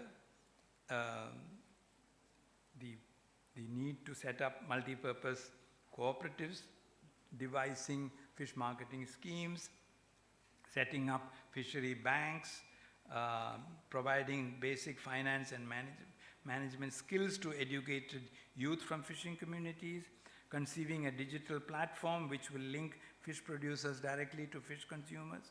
I mean, the list is long. And I think it is also in keeping with the Pradhana Mantri Matsya Sampada Yojana, which talks about reform, perform, and transform. So, to my dear students, the call of the times is for sensitive leadership, founded on justice and freedom. The imperative of our times is for leadership by young people who have shared empathy and a collective moral conscience, transcending all divides to create a road ahead to foster a convivial future for ecosystem communities, including the marine fishing communities of our country. And I hope that you will take on this challenge. And in conclusion, I just want to say, there was recently a very influential think tank which advises our central government. They brought out an article, and it was titled Blue Economy under Indian G20 Presidency, not an altruistic intent, but a development imperative. I want to end by taking issue with this title. In my understanding, altruism is the unselfish concern for the well-being of other people. And based on this, and what I've been saying in this morning, let me conclude that for a convivial future of marine fisheries, what we desperately need is development imperatives where nature, women, and men matter, and with a big dose of altruistic intent. Thank you very much.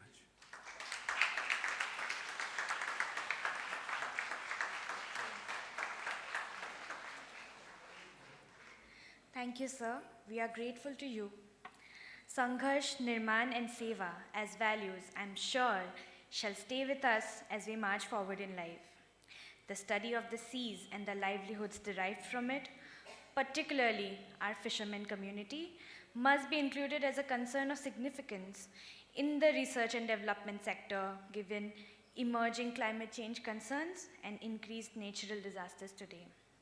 We will now move on to the question and answer session, for which I would like to invite Professor Gautam Prateek, Assistant Professor of the School of Rural Management, XIM University, to moderate the session.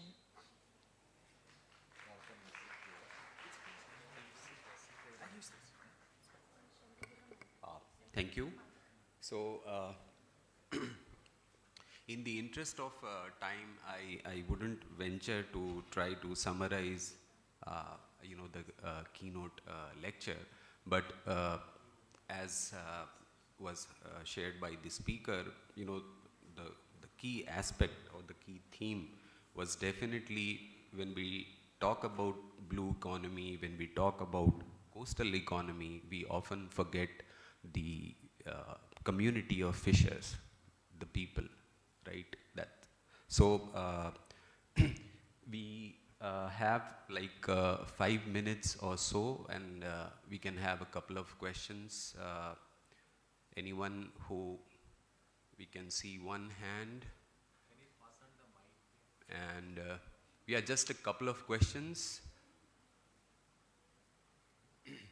Can we pass the mic to?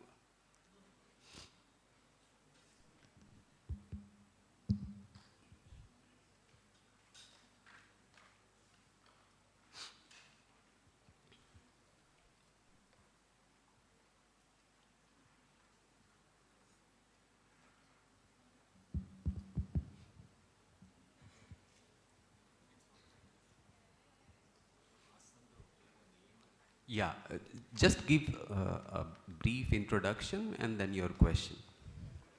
I am Bhuvnesh Patra from SLA, English Literature Department. My question for Professor Kurian is this. The ones who are compelled by campaigns are trying to avoid the sense of guilt by acting on the symptoms, not thinking of the disease. Only the ones who try to help without being compelled by reason intend to mitigate the issues genuinely. This genuineness is authenticity, so it cannot be copied or replicated in any manner easily. So, in your experience, how did you manage to tackle this issue when you directly experienced it firsthand? Thank you very much. I wouldn't dare to answer this question when there is only 5 minutes. Can we meet later and we can talk about it? Okay?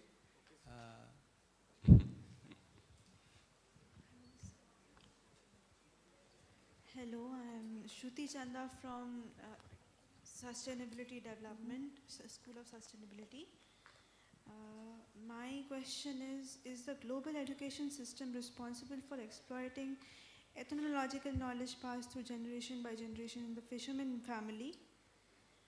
I observe this problem in the agricultural villages in the same, is that the same in the coastal regions? If it is, how can that problem be taken care of? Sorry, what was the first part of your question?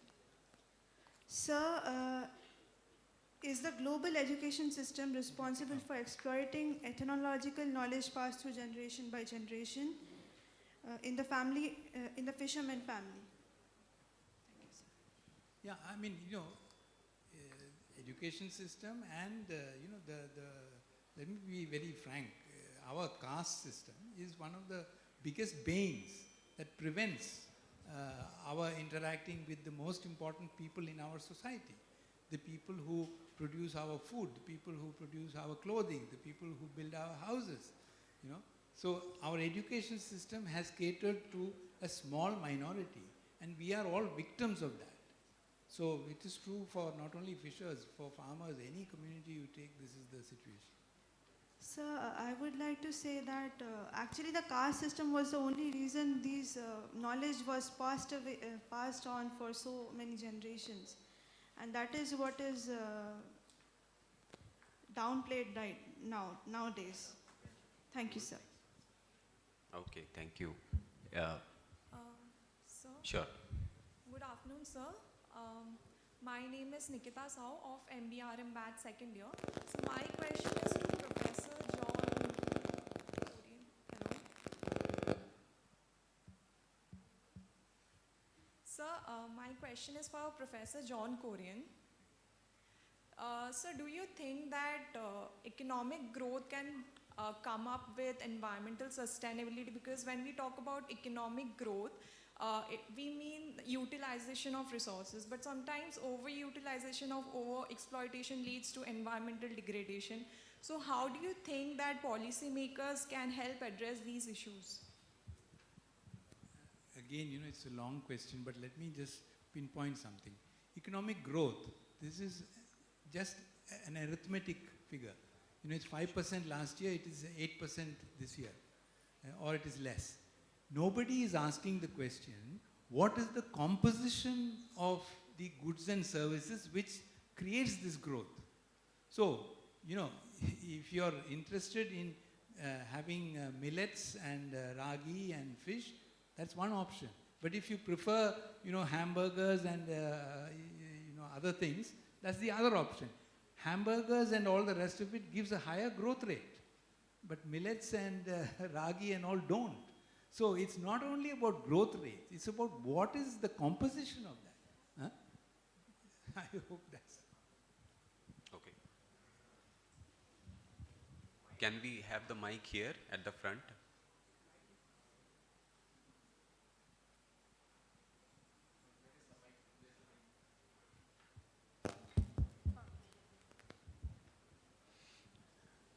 Good afternoon, sir. I am Flight Lieutenant Sridhar, a research scholar. My question is, there is a lot of focus on the FPOs.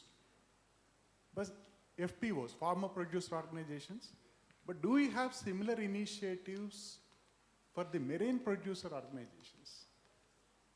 Can that happen? Because of the way it is organized, because they are all spread across the coast. So what are the possibilities? Yeah, I think it's possible. I mean, you have Vincent Jain here who is from the South Indian Federation of Fishermen Societies. I mean, I started the first cooperative of that network, but it is possible. I mean, the whole of the South Indian coast, not everybody. Fishers who wanted to genuinely be involved got involved. So this is it's a non-governmental federation. It's a cooperative federation, so it's possible. Okay, we can have a couple of more questions. It could be on G20 as well, so feel free. That gentleman. Excuse me. So my question is that nowadays everybody is after a white-collared job. So how do we change people's, youth's mind and perspective towards fishing communities so that they can stay true to their roots? Education is one of the ways, but what are the other ways? I thought their questions would be to the ambassador also. Yeah, you know, it's the fishing communities, they are sitting on such huge wealth. It's given by nature. So you see, we have to encourage them to continue these occupations and not necessarily in the way it was always done. You know, and to promote this activity in a meaningful way. That is most important. No, sir, you said that the youth of the fishing communities, they're like going away from this practice. Yes. They don't want to do this anymore. So Not all of them, not all of them, but there are many who would like to, you know, go back, but they don't have probably the management training. I mean, that's why I was, you know, addressing this to the Jesuit fraternity. I mean, you're sitting here in Orissa. There should be some way in which you encourage people from the ecosystem communities, not only from the fishing, but ecosystem communities who want to genuinely go back and get involved in farming or in forestry or in fishing. A special initiative has to be taken, and only a humane you know, society like the Jesuit society will be able to take up some challenge like this. And if they take the initiative, then students from here can participate in that. And then you will set a role model for other persons, you see. So what happens is all the business management institutions, including the rural management institutions, finally those who pass out go only into the corporate sector. Why is that? That's because there is no opportunity that is being provided. And that opportunity, if it is provided by the university which is training you to this, would make a difference, I feel. Rather than changing youth's perspective, I think we should change our perspective about judging them. Thank you. Thanks for that suggestion. One last question.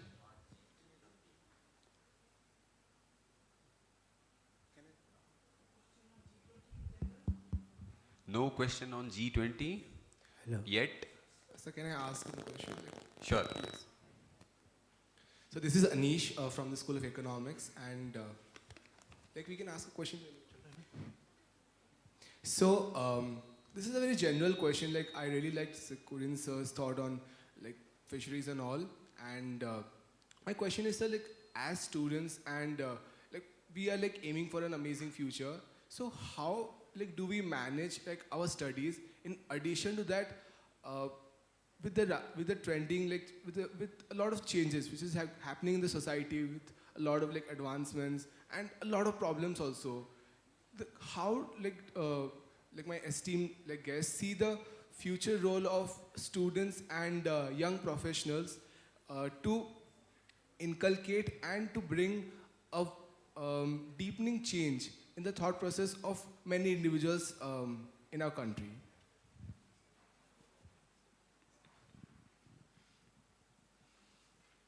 Well, it's a very important question for the younger generation. As correctly said, what exactly is going to happen with you? Because I believe myself that today's youth is tomorrow's leaders. They are the thinkers. You can game changers. you can change the situation, you can improve the society, you can develop, bring growth to the country. In nutshell, if youth does not think about the future, who is going to think? We are not going to think. I am a senior citizen now. Whatever I have achieved, I have achieved. But whatever I want to share with you, that's what we are all doing here, sitting here. But it is other side you are there, and your time is going to come. And that time we are going to utilize, not only for our state, but over the country and for the globe. Finally, you should become a global citizen. So that is the whole motto of G20 summit. And that's the whole motto of Prime Minister Modi, making the theme as the Vasudhaiva Kutumbakam, to make the whole world as the family. Whole family, one earth.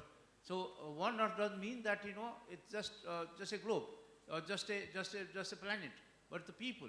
It is people-centric. What is people-centric? It is finally the welfare, the health, and the happiness, the prosperity. These are the goals. And who are going to make it? It is the youth who can make it, not anybody else. Thank you. Thank you so much, sir. Okay, thanks for answering that, sir. Okay, one last question, and then we'll end this session. Oh no. Do we have a mic?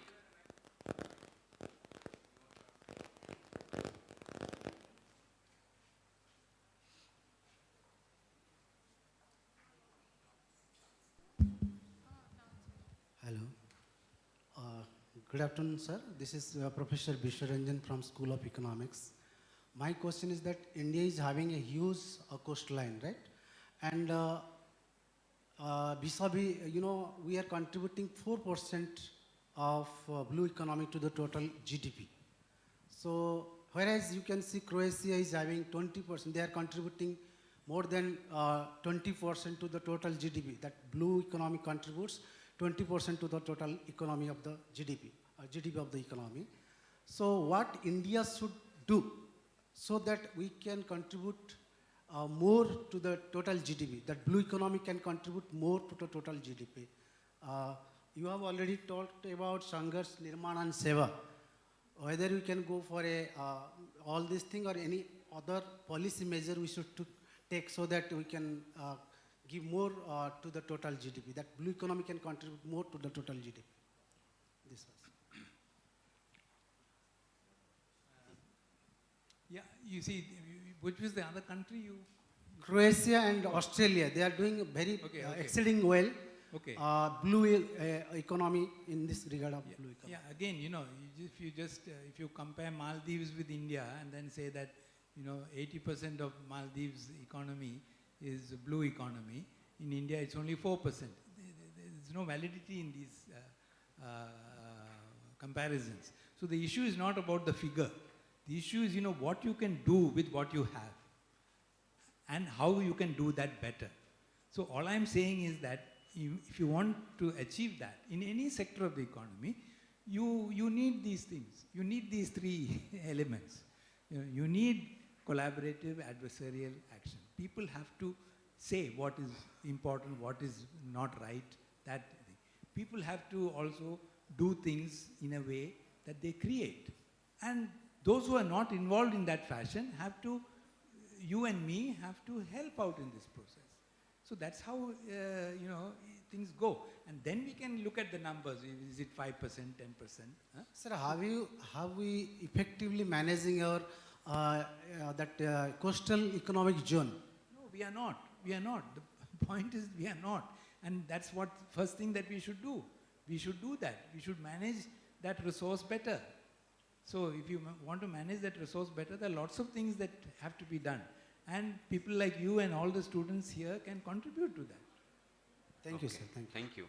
So, if I could just add 2 lines, because we are also part of the National Blue Economy Policy Making background paper, so RIS was involved in that. See, I think the question that you have asked is a very valid question. Sir, see, if we see from the economic lens, marine tourism, marine technology, they need investment. If you want to raise the share of that, that's precisely the focus that we're currently having. So there were 3 or 4 segments where this blue economy policy was being framed: marine infrastructure, marine technology, marine commerce. So investment has to happen. There are certain technology like NIOT, Chennai, NIO, Goa, National Institute of Oceanography, Ocean Technology. Those technology needs to be scaled up for commercialization. And those technology needs to be affordable, even for fishermen, for other. Ocean industry should also grow. And ocean industry to grow, they need incentives. Because ocean shipping, these are the high risk sectors. So generally banks and other lenders are not so keen to invest in certain projects where the return is not that forward looking.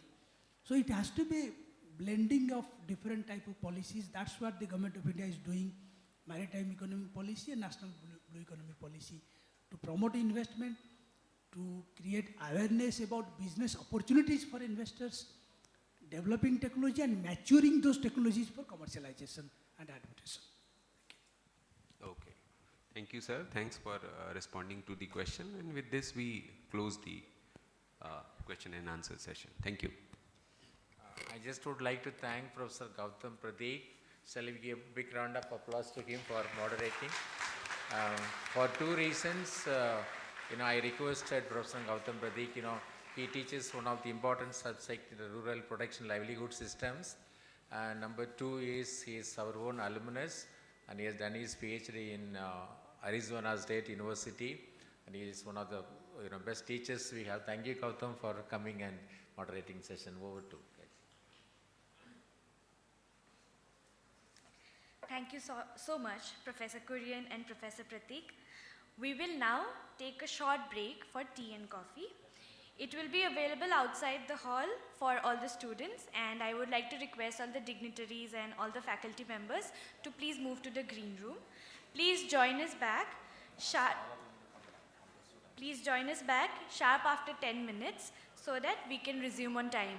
Thank you.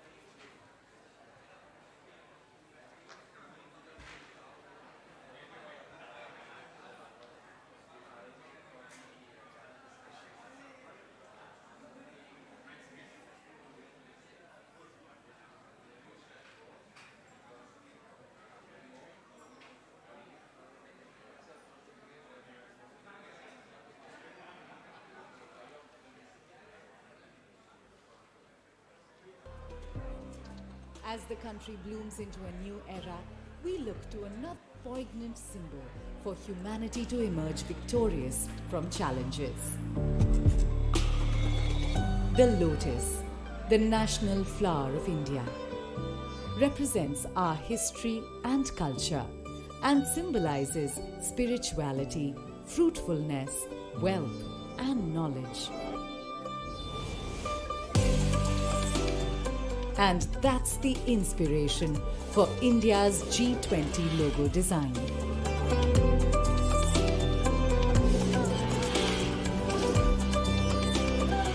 The design, rendered in saffron, white, green, and blue, is drawn from the national flag of India.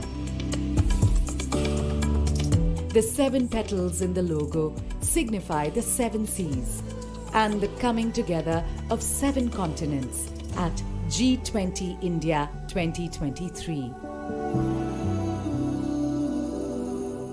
Sitting above the lotus is a representation of the earth, reflecting India's pro-planet approach to life and seeing the world as one family.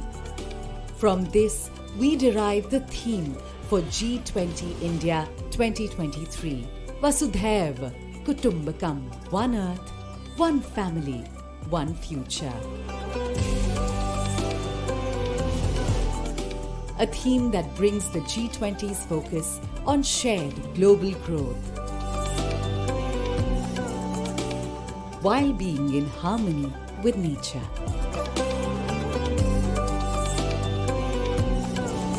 G20 India 2023.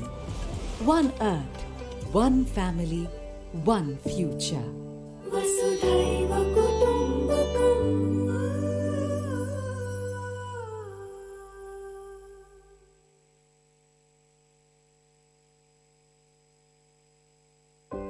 India, home to 1.3 billion people, is a confluence of religions, traditions, and customs. A thriving global center of technology and the world's largest democracy. As one of the oldest civilizations in the world with a rich cultural heritage and diversity, and as the fifth largest economy in the world, India is proud to assume the presidency of G20.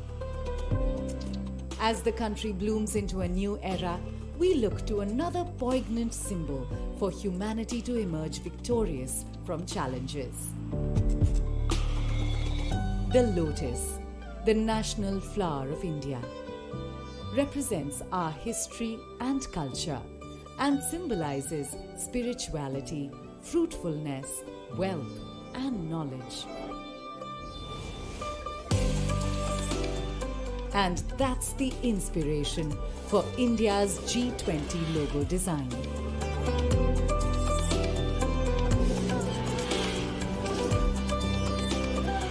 The design, rendered in saffron, white, green, and blue, is drawn from the national flag of India. The 7 petals in the logo signify the 7 seas and the coming together of 7 continents at G20 India 2023. Sitting above the lotus is a representation of the earth, reflecting India's pro-planet approach to life and seeing the world as one family. From this, we derive the theme for G20 India 2023, Vasudhaiva Kutumbakam, one earth, one family, one future. A theme that brings the G20's focus on shared global growth, while being in harmony with nature.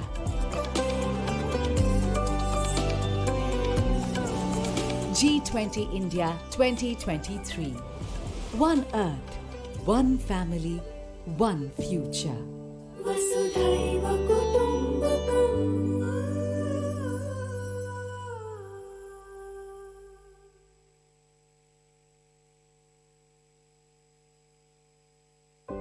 India, home to 1.3 billion people, is a confluence of religions, traditions, and customs. A thriving global center of technology and the world's largest democracy.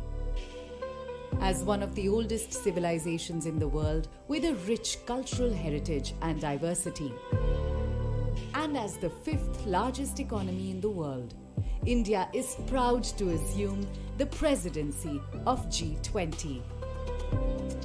As the country blooms into a new era, we look to another poignant symbol for humanity to emerge victorious from challenges. The lotus, the national flower of India, represents our history and culture and symbolizes spirituality, fruitfulness, wealth, and knowledge. And that's the inspiration for India's G20 logo design.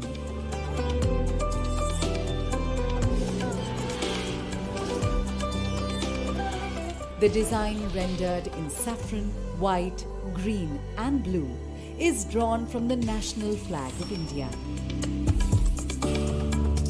The 7 petals in the logo signify the 7 seas and the coming together of 7 continents at G20 India 2023.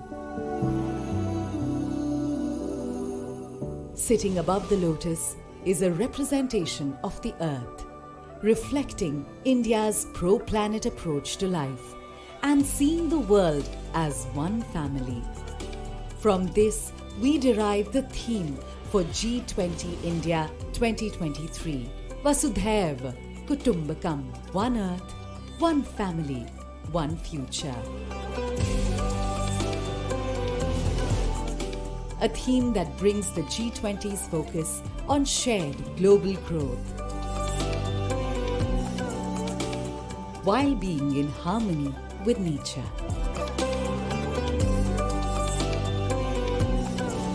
G20 India 2023. One earth, one family, one future. Vasudhaiva Kutumbakam.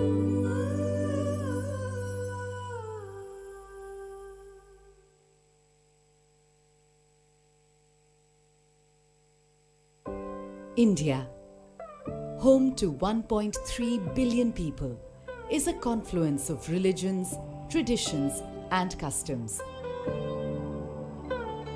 A thriving global center of technology and the world's largest democracy.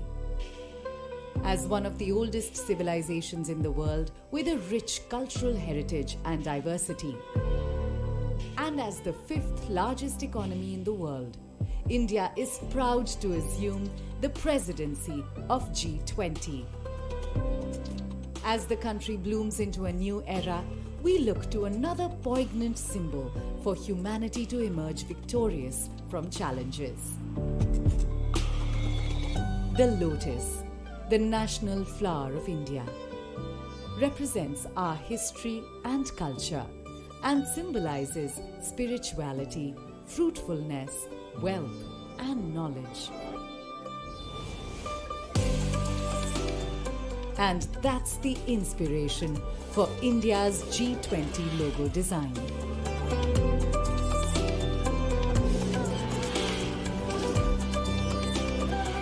The design, rendered in saffron, white, green, and blue, is drawn from the national flag of India. The 7 petals in the logo signify the 7 seas and the coming together of 7 continents at G20 India 2023. Sitting above the lotus is a representation of the earth, reflecting India's pro-planet approach to life and seeing the world as one family. From this, we derive the theme for G20 India 2023, Vasudhaiva Kutumbakam, one earth, one family, one future. A theme that brings the G20's focus on shared global growth,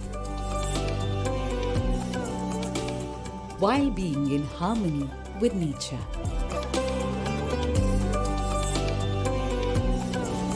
G20 India 2023. One earth, one family, one future. Vasudhaiva Kutumbakam.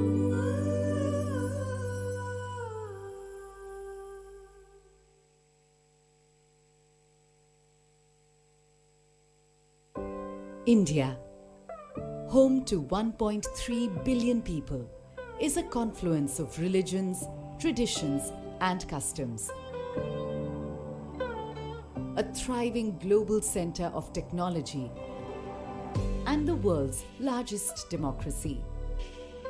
As one of the oldest civilizations in the world with a rich cultural heritage and diversity, and as the 5th largest economy in the world, India is proud to assume the presidency of G20. As the country blooms into a new era, we look to another poignant symbol for humanity to emerge victorious from challenges. The lotus, the national flower of India, represents our history and culture and symbolizes spirituality, fruitfulness, wealth, and knowledge.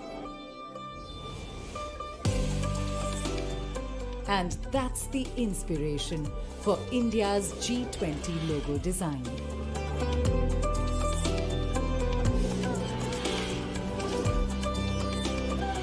The design, rendered in saffron, white, green and blue, is drawn from the national flag of India.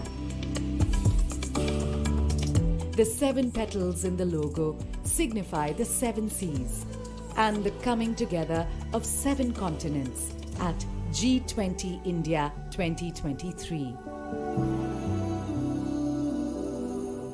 Sitting above the lotus is a representation of the earth, reflecting India's pro-planet approach to life and seeing the world as one family.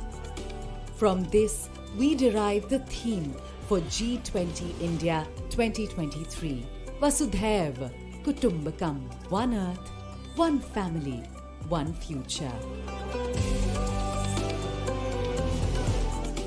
A theme that brings the G20's focus on shared global growth, while being in harmony with nature.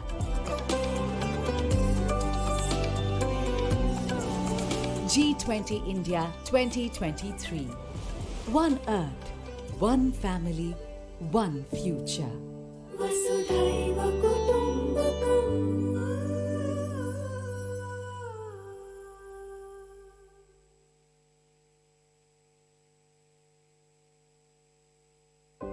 India, home to 1.3 billion people, is a confluence of religions, traditions, and customs. A thriving global center of technology and the world's largest democracy. As one of the oldest civilizations in the world with a rich cultural heritage and diversity, and as the 5th largest economy in the world, India is proud to assume the presidency of G20. As the country blooms into a new era, we look to another poignant symbol for humanity to emerge victorious from challenges. The lotus, the national flower of India, represents our history and culture and symbolizes spirituality, fruitfulness, wealth, and knowledge. And that's the inspiration for India's G20 logo design.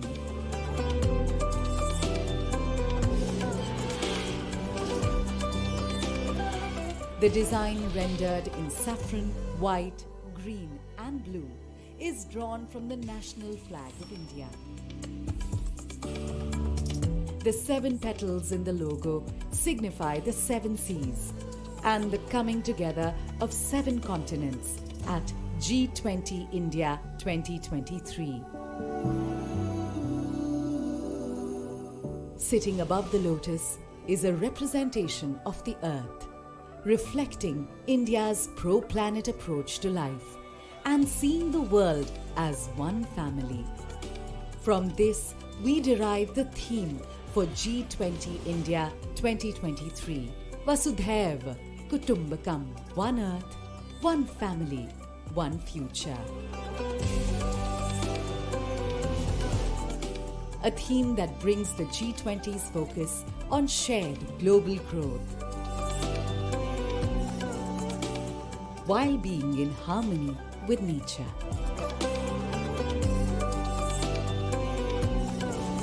G20 India 2023. One earth, one family, one future. Vasudhaiva Kutumbakam.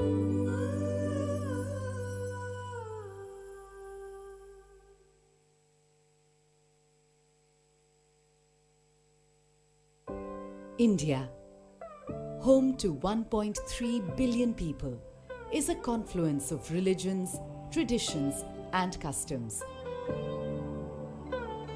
A thriving global center of technology and the world's largest democracy.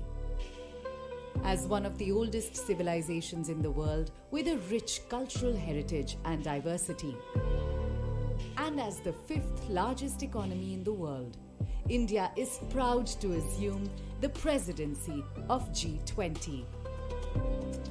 As the country blooms into a new era, we look to another poignant symbol for humanity to emerge victorious from challenges.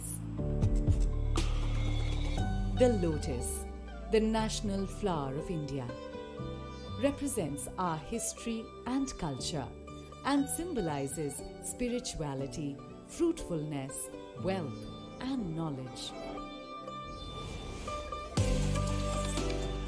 And that's the inspiration for India's G20 logo design.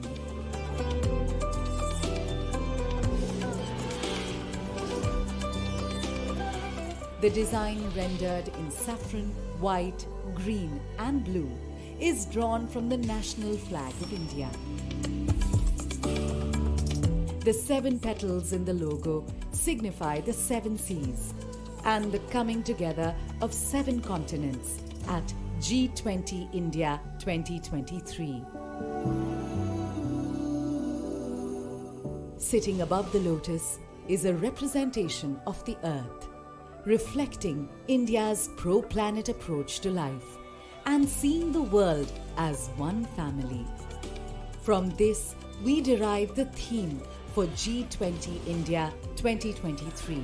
Vasudhaiva Kutumbakam, one earth, one family, one future.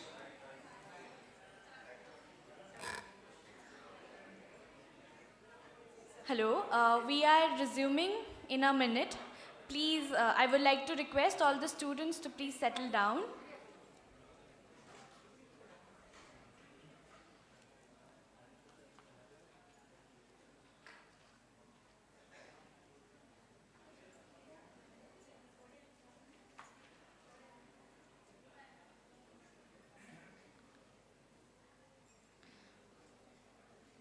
This is an urgent request for all the students to please settle down as we resume with our event.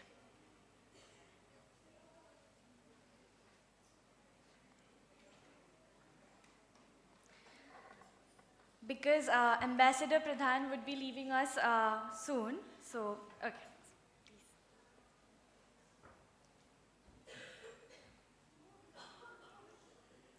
Good afternoon to all of you once again.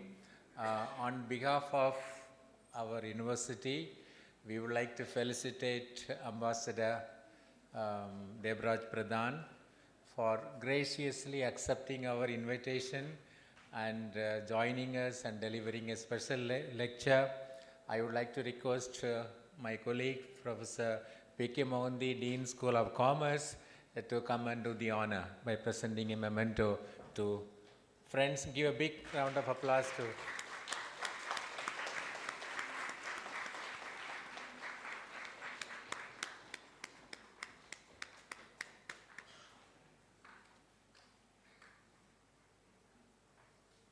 Thank you, Professor Mohanty, and thank you, sir. We will be in touch with you. Thank you.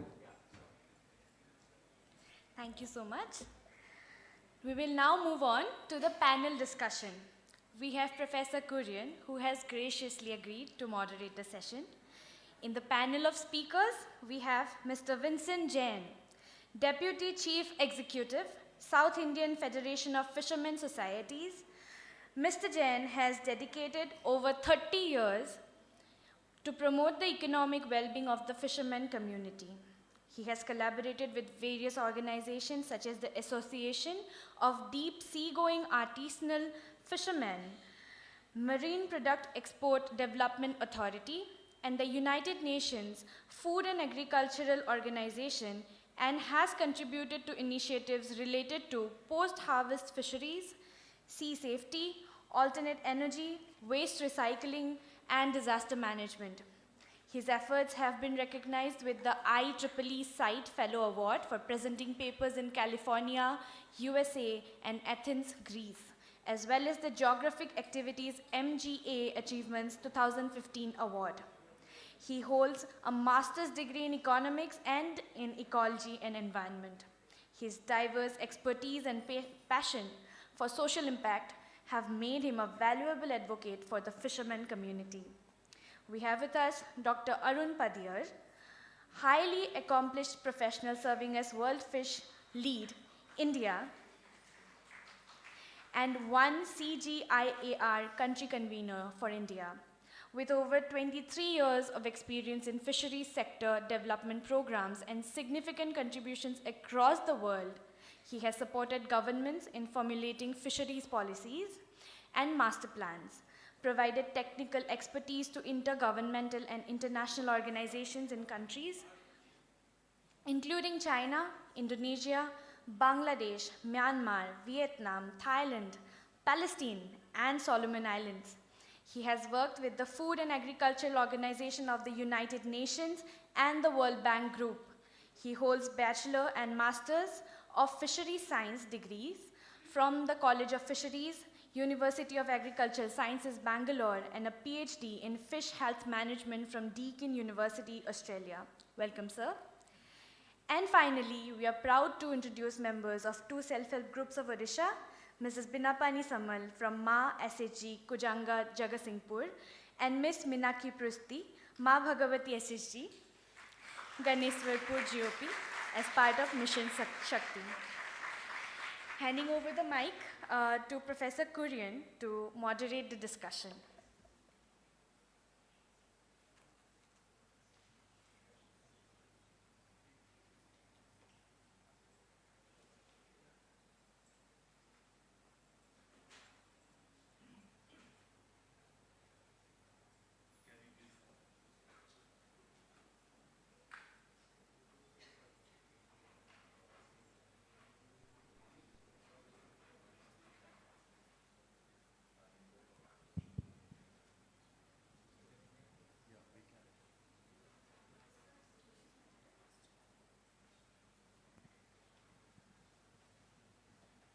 Thank you very much. I believe we will have 4 presentations at least on the broad theme of coastal economy. And as I understand, our 2 lady guests who are here, they are not guests, they are actually our hosts from Orissa. They are involved in the various activities related to the fishing and so on. So we have Vincent Jain, who is probably going to talk about his boats, right? Yeah, and Arun, of course, world fish, so it's the whole world. He will talk about the fish of the world, and of course about Orissa itself. So without further ado, maybe I should request our host from Orissa, Meenakshi, madam, to speak first. Thank you.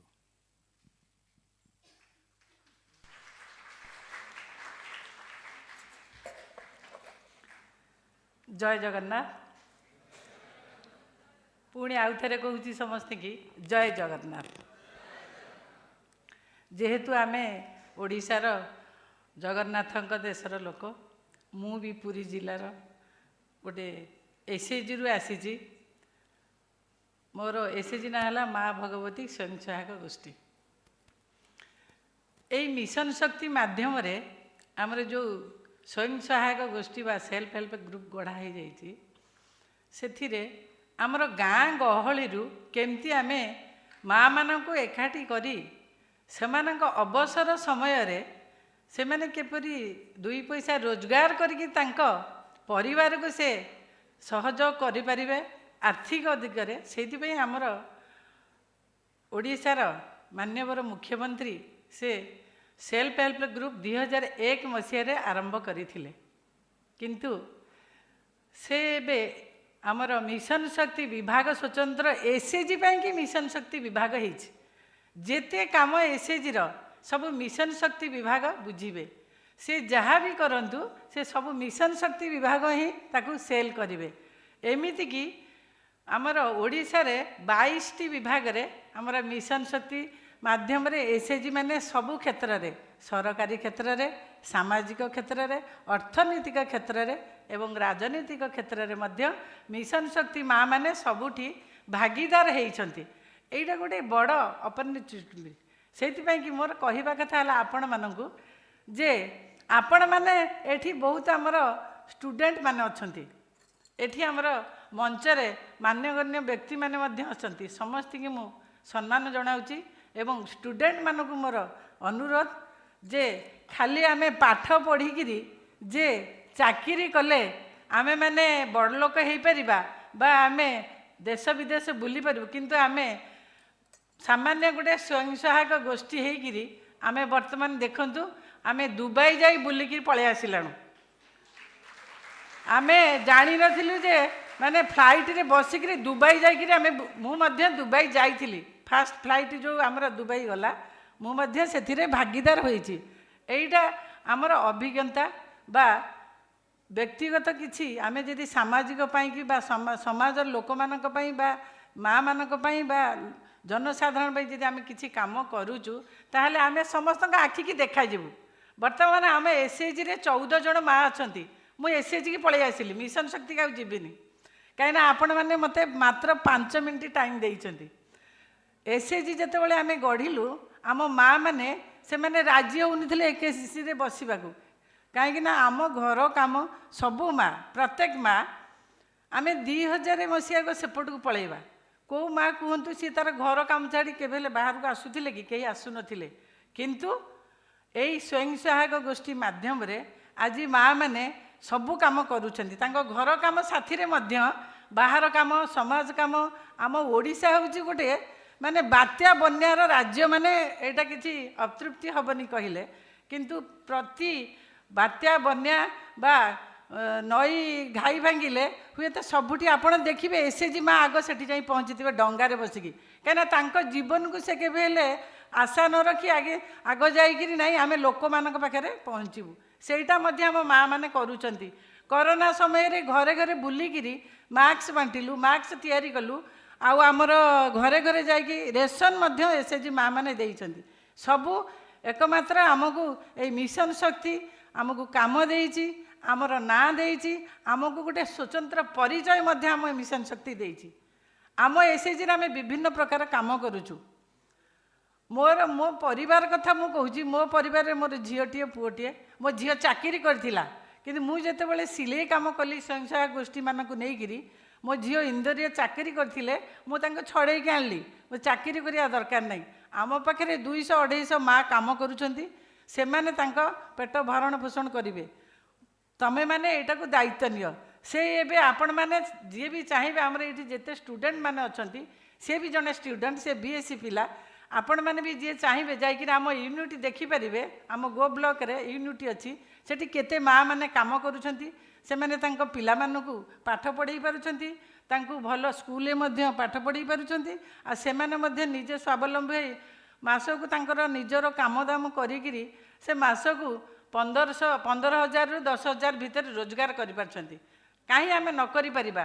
ଖାଲି ଆମେ ପାଠ ପଢ଼ି ଯାଇ ବାହାରେ ଯାଇକିରି ନିଜ ବାପା ମାଆଙ୍କୁ ଛାଡ଼ି ବାହାରେ ଯାଇ ନିଜେ ପଇସା ରୋଜଗାର କରିବା, ନିଜ ବାପା ମାଆଙ୍କୁ ଆମେ ଦେଖିପାରିବାନି। ଆମ ପିଲାମାନେ ଆମକୁ ଦେଖିକିରି ସେମାନେ ରୋଜଗାର କରି ନିଶ୍ଚିନ୍ତ ସେ ନାଁ ବି କମେଇ ପାରୁଛନ୍ତି। ତେଣୁକରି ମୋର ଆପଣମାନଙ୍କୁ ଗୋଟିଏ ଅନୁରୋଧ, ଆପଣମାନେ ଯାହା କରୁଛନ୍ତି କରନ୍ତୁ, କିନ୍ତୁ ଏଇଟା ଆମର ଯେଉଁ କୁଟୀର ଶିଳ୍ପ ଅଛି, କୁଟୀର ଶିଳ୍ପକୁ ଦେଖନ୍ତୁ। କୁଟୀର ଶିଳ୍ପ ଦେଖିଲେ ନିଜେ ମାନେ ସ୍ୱାବଲମ୍ବୀ ହେବା ସଙ୍ଗରେ ଅନ୍ୟମାନଙ୍କୁ ରୋଜଗାର ଦେଇପାରିବେ। ଆମର ଏସ୍ଏଚ୍ଜି ଏଗ୍ରିକଲଚର ହିସାବରେ ଆମର ଏସ୍ଏଚ୍ଜି ମାଛ ଚାଷ କରୁଛି। ଆମେ 14 ଜଣ ମା ମାଛ ଚାଷ କରୁଛୁ। ଆଗରେ ଆମେ ଅନ୍ୟାନ୍ୟ କାମ କରୁଥିଲୁ, କିନ୍ତୁ ଏବେ ଯେଉଁ ମାଛ ଚାଷ କରୁଛୁ, ଏବେ ପାଇଲଟ ହିସାବରେ ଆମ ଏସ୍ଏଚ୍ଜି ଏ ଯେଉଁ ଜିପି ଟ୍ୟାଙ୍କ 5 ଏକର ଗୋଟେ ପୋଖରୀ ନେଇକିରି ଆମେ ମାଛ ଚାଷ କରୁଛୁ। ମାଛ ଚାଷରେ ଆମେ ଦେଖିଲୁ ସବୁ ଚାଷଠାରୁ ମାଛ ଚାଷରେ ଅଧିକ ଲାଭ, ବେଶୀ ପରିଶ୍ରମ ନାହିଁ, କିନ୍ତୁ ମାଛ ଚାଷରେ ଅଧିକ ଲାଭ ଅଛି। ସେଠି ଲାଭ କ'ଣ ନା ଆମେ 6 ମାସରେ ଥରେ ଜାଲ ପକାଇ ମାଛ ଧରିପାରିବୁ। ଗୋଟେ ଥର ଜାଲ ପକାଇଲେ ଆମେ 5 କୁଇଣ୍ଟାଲ 6 କୁଇଣ୍ଟାଲ, ହୁଏତ 2 ଥର ଯଦି ଜାଲ ଆମେ ପକାଇଲୁ ତାହେଲେ ଆମେ 10 କୁଇଣ୍ଟାଲରୁ ଉର୍ଦ୍ଧ୍ୱ ମାଛ। ଏବେ ବି ମାଛର ଭଲ ଡିମାଣ୍ଡ ଅଛି। ଗାଁ ଗହଳିରେ ମଧ୍ୟ ସେମାନେ ସମସ୍ତେ କିଣିକି ନେବା ସଙ୍ଗରେ ମଧ୍ୟ ଆମର ବେପାରୀମାନେ ବି ସେଇଠୁ ଗାଡ଼ିଆ ପାଖରୁ ନେଇଯାଉଛନ୍ତି ମାଛ। ଜିପି ଟ୍ୟାଙ୍କରେ ଯେତେବେଳେ ଆଗରେ ଇଣ୍ଡିଭିଜୁଆଲି ଜିପି ଟ୍ୟାଙ୍କ ଲୋକମାନେ ନେଉଥିଲେ, ସେଠି କ'ଣ ସେମିତି ଦଳ ଭର୍ତ୍ତି ହେଇକି ରହିଥିଲା, ସେମାନେ ଖର୍ଚ୍ଚ କରିପାରୁନଥିଲେ। ଦଳ ସଫା କଲେ ହୁଏତ ଏମିତି ସାଧାରଣ ସରକାରୀଙ୍କ ଗାଡ଼ିଆ ଗୁଡ଼ାକ ସେମିତି ସବୁଠି ଦଳ ଘାସ ହେଇକି ପଡ଼ିଥାଏ, କିନ୍ତୁ ଆମର ଯେତୋଟି ଏସ୍ଏଚଜି ମା ମାନେ ନେଇଛନ୍ତି ସେ ପୋଖରୀ ଟିକେ ପରିଷ୍କାର ପରିଚ୍ଛନ୍ନତା ଏବଂ ତାକୁ ବିଶୋଧନ କରିବା, ଚୂନ ପକାଇବା, ମେଡ଼ିସିନ ଦେବା, ଜାଆଁଳ ଛାଡ଼ିବା ସବୁ କରିବା ସାଥିରେ ମଧ୍ୟ ଆମେ ଦେଖିଲୁ ସେଥିରେ ଆମେ ମାନେ ପୁରା ମାଛ ନଗଦ ମାଛ ଖାଇପାରିଲୁ, ଆଉ ବରଫ ଦିଆ ମାଛ ନ ଖାଇକିରି ତାପରେ ମାଛରେ ମଧ୍ୟ ଆମେ ବିକ୍ରି କରି ଅଧିକ ଲାଭ କରିପାରିଲୁ। এইটা ହେଉଛି ବଡ଼ କଥା ଯେ ଏସ୍ଏଚଜି ମାନେ ସବୁ କାମ କରିପାରିବେ, ତାଙ୍କ ଘର କାମ କରି। ଆପଣମାନେ ଆମେ ଯେମିତି କାମ କରୁଛୁ, ଆପଣମାନେ ମଧ୍ୟ ଆପଣମାନଙ୍କ ମାଆ ମାନେ ଥିବେ, ନିଶ୍ଚିତ କେଉଁ ମାଆ ମାନେ ଏସ୍ଏଚଜିରେ ଥିବେ, ସେମାନଙ୍କଠୁ ଆପଣମାନେ ବୁଝିପାରିବେ। କିନ୍ତୁ ଆମର ଗୋଟିଏ ପ୍ରୋବ୍ଲେମ୍ ହେଉଛି କ'ଣ ନା ମେଡ଼ିସିନ ଠିକ୍ ସେ ଆମ ପାଖରେ ମିଳିପାରୁନି, ଲୋକାଲରେ ମିଳିପାରୁନି, ଏବଂ ଖାଦ୍ୟ ଏଇ ଯେଉଁ ମାଛ ଖାଦ୍ୟଟା ଆମକୁ ଟିକେ ବାହାରୁ ଆଣିବାକୁ ପଡ଼ୁଛି ଏବଂ ଅଧିକ ରେଟ୍ରେ ପଡ଼ୁଛି। ଯଦି ଆମର ସେଇଠି କେଉଁଠି ବନିଆ ହୁଅନ୍ତା, ମାନେ ମାଛ ଜାଆଁଳଟା ବା ମାଛ ମେଡ଼ିସିନଟା, ହୁଏତ ଆମେମାନେ ଆଉ ଟିକେ ଅଧିକ ଲାଭବାନ ହେଇପାରିବୁ ଏବଂ ମାଆ ମାନେ ଆହୁରି ଆର୍ଥିକ ଭାବରେ ଅନଗ୍ରସର ହେଇପାରିବେ ଏବଂ ସେମାନେ ଅଧିକ ଆର୍ଥିକ ମାନେ ଅର୍ଥ ରୋଜଗାର କରିପାରିବେ, ପରିବାରକୁ ସହଯୋଗ କରିପାରିବେ। ମୋର କହିବା କଥା ଏଇଠି ଆପଣମାନଙ୍କୁ ଆମର ଏଇଠି ଯେଉଁ ଫିସରୀ ସାର୍ମାନେ ଅଛନ୍ତି, ଆଉ ଏଠି ଆମର ଯେଉଁ ସାର୍ମାନେ ସମସ୍ତେ ମଞ୍ଚରେ ଅଛନ୍ତି, ସମସ୍ତଙ୍କୁ ମୋର ଅନୁରୋଧ, ଯେଉଁଠି ଆମର ଏସ୍ଏଚଜି ମା ମାନେ ହିଁ ମାଛ ଚାଷ କରୁଛନ୍ତି ଏବଂ ଜିପି ଟ୍ୟାଙ୍କ ନେଇକିରି, ସେ ଜିପି ଟ୍ୟାଙ୍କରେ ଯେତେ ସବୁ ଜିପି ଟ୍ୟାଙ୍କ ଅଛି, ଆମେ ଏବେ ପାଇଲଟ ହିସାବରେ ନେଇଛୁ। ଆମେ ଭାବୁଛୁ ଯଦି ଯେତେ ପଞ୍ଚାୟତରେ ସବୁ ଗାଡ଼ିଆ ଗୁଡ଼ାକ ଅଛି, ପୋଖରୀ ଗୁଡ଼ାକ ଅଛି, ତାକୁ ଯଦି ଏସ୍ଏଚଜି ମାନେ ନେବେ, ଆମେ ଭାବୁଛୁ ଆମେ ଆଉ ଆନ୍ଧ୍ରରୁ ମାଛ ଆଣିବାନି, ଆମେ ଏଇଠି ଆମ ଏସ୍ଏଚଜି ମାନେ ହିଁ ଓଡ଼ିଶାକୁ ସବୁ ମାଛ ଯୋଗାଇ ଦେବେ। କାହିଁକିନା ଏସ୍ଏଚଜି ମାନେ ଛତୁ ଚାଷ କରୁଛନ୍ତି, ପରିବା ଚାଷ କରୁଛନ୍ତି, ଧାନ ଚାଷ କରୁଛନ୍ତି, ଆଉ ସବୁଠାରୁ ଆମର ମାଛଟା ହେଉଛି ଲାଭଦାୟକ ଫସଲ। ମୁଁ ଆଉ ଅଧିକ କିଛି କହିବିନି। ମୋ ଅନୁରୋଧକୁ ଆପଣମାନେ ଟିକେ ମାନେ ମୁଣ୍ଡରେ ରଖିବେ ଏବଂ ଆମର ମାଛ ମେଡ଼ିସିନ ଆଉ ମାଛର ଯେଉଁ ଖାଦ୍ୟଟା ଯଦି ଆମ ଲୋକାଲରେ ତାକୁ ଆମକୁ ଯୋଗାଇ ଦେବେ, ତାହେଲେ ଆମେମାନେ ସମସ୍ତେ ନିଶ୍ଚିତ ଆଉ ଟିକେ ଆଗକୁ ଯିବୁ। ମିଶନ ଶକ୍ତିରେ ଆମେ ମଧ୍ୟ କହିବୁ ଯେ ନାଇଁ, ଆମ ଫିସର ସାର୍ ମାନେ ବହୁତ ସହଯୋଗ କରିଛନ୍ତି, ଆମ ପାଖରେ ଆଣିକିରି ଆମକୁ ମାଛ ଜାଆଁଳ ବା ମେଡ଼ିସିନ ଯୋଗାଇ ଦେଇଛନ୍ତି। ଧନ୍ୟବାଦ। ଜୟ Jagannath.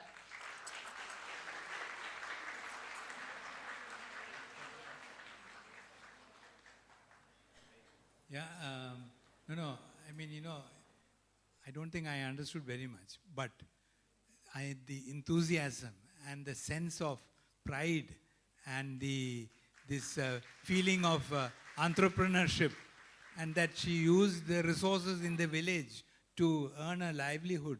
You see, it's quite fantastic. I'm reminded of a proverb which I picked up in Cambodia, which says, where there is water, there is fish. Take care of the water and the fish will take care of you. That is what she is practicing. So I think real hands-off, great commendation for her, and also for all the support from the government, from World Fish and so on. So this is an excellent example. And this is where I think, young people like you should be exposed to this thing and help these entrepreneurs to come up with your great skills that you have, which they may not have. But this, the co-evolution of this is important. So thank you very much, madam. You really enlightened us. Thank you. Now I'd like to ask Arun to pick up on that, because he has been, a key person in this fishery as a source of prosperity in Orissa. Yeah, Arun.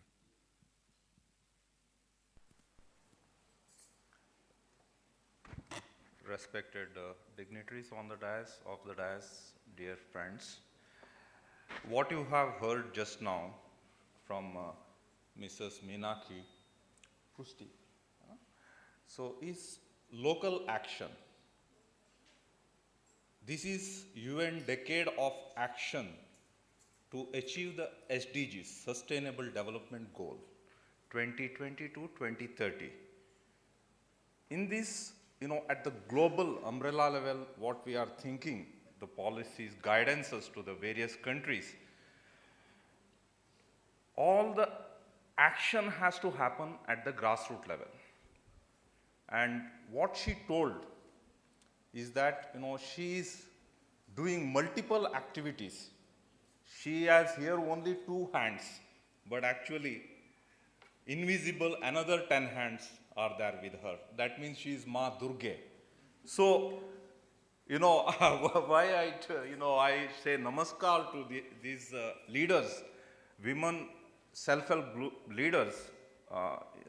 She is from, I think, from Gop block in Puri district, is because, as Professor John said, lot of enthusiasm to do new things, achieve their socio-economic empowerment at the grassroots levels. So this is very important. In the morning session, we have heard so many, things, ideas, and also at policy levels, so many talks have happened. Those are very inspiring, but at the end of the day, it is the action taking place on the ground. World Fish, I'm representing World Fish in India. World Fish is one of the global research organizations for fisheries research under CGIAR, is a consultative group on international agriculture research. We are headquartered in Malaysia, and we work in various countries in Asia, Africa, and also Pacific Islands. So Professor John has worked with us for some time, also supported us in various countries, giving us guidance in co-management. Here in Odisha, we are working with Government of Odisha, the Department of Fisheries, and also we have taken the fish to other line departments. Mission Shakti department is the one for women empowerment. Then we have Women and Child Development department. It is regarding, Anganwadi centers to look after the small children for 1,000 days approach in the nutrition program, and also pregnant and lactating mothers. This is very important thing, malnutrition, what we are talking about today. SDG 2, if we look at, overcoming the malnutritional issues, we have still around 32% of Indian population, especially the children below 6, they are malnourished, underweight. This is a very alarming situation. We have achieved complete, we have completely come out of hunger issue, but there is hidden hunger, that is malnutrition. Fish can be a very good, tool, kind of food, superfood, to address this issue wherever there is a, cultural acceptance, socio-cultural acceptance of fish in the food systems. So already Professor John has spoken about this matter, so I don't want to get into deep into this. So we are working with the Department of Fisheries, helping them to develop the policies and programs with kind of scientifically proven tools and all the innovations, so that they can spend more on the developmental aspect, welfare aspect of the fishermen, fish farmers, women, self-help groups, youth, and everybody, for all-round development of the state. So after saying this, I just want to stop here, and then we can discuss more later on. Thank you so much. Thank you, Arun. You see, what I'd like to point out here is, in the work that World Fish and the government of Orissa has done, it's an excellent example of where you collaborate across departments. You see, in our governance system, every department is so jealous of its own turf. They don't want to work across. But through this humble fish, he has been able to get everybody to work together for what? Welfare of the ecosystem people. So that is real, I would put that as the number one learning that I would take off from what they are doing. Thank you, Arun. So now we'll ask Binapani to talk about the dry fish initiative.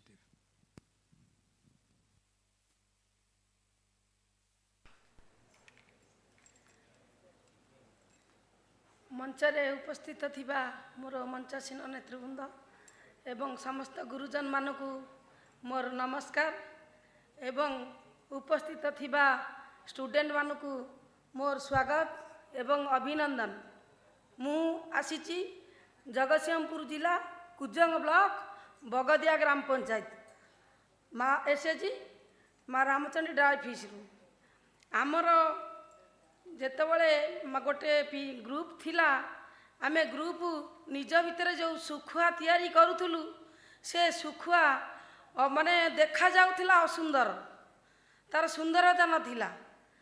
आमे 15टा group रो माँ मानकु नेकी गोटे PG करिचु जो स्वास्थ्यकर परिवेशर सुखुआ केमिति तैयारी हेबो ताहा समस्तक खाद्य रे आवश्यकता अछि।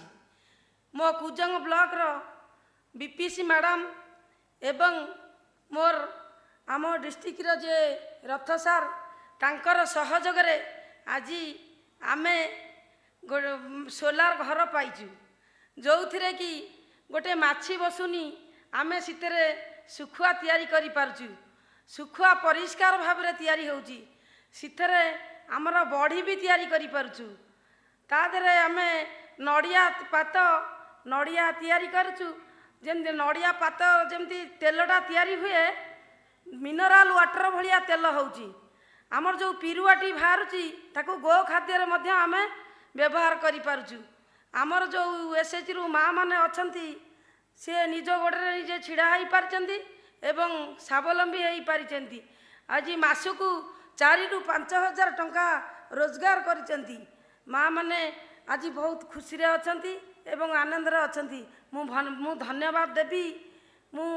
धन्यवाद देवी माननीय मुख्यमंत्री नवीन पट्टनायक जे माँ मानकर गोटे परिचय से सृष्टि करचंती।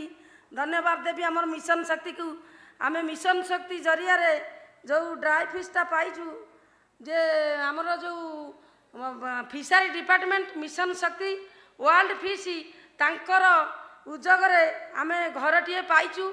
भल मंद हेले से सुविधा असुविधा जेतेबेले डाकुचु से आम पाखरे भी चिड़ा होउचंती आमको कहि दउचंती तांकर संपूर्ण सहयोग अछि। मु ए मंचरे अनुरोध करिवि मो फिशर डिपार्टमेंट रो जो जो कंट्री सार मान अछंती जे आमको ये वर्षा दिने टिके असुविधा होउची जो सोलार रे जे सुखुआटा टिके भले कि हेई पारनी जदि इलेक्ट्रिक रो मशीन जोगाई दिया जाए ताहले आमे आउ टिके आगु को जाई परिबु। आमर बाहर देश को सुखुआ केमिति जीव ता आमर अंगनवाड़ी सेंटर रे भी सुखुआ केमिति लागिवो ताहा मध्ये आमे तैयारी करिवु। मते 5 मिनिट समय दिया आइछि मो अधिक किछि कहबिनी मोर एतेई कहि कि मोर बाणी कि शेष करछि। Vande Mataram.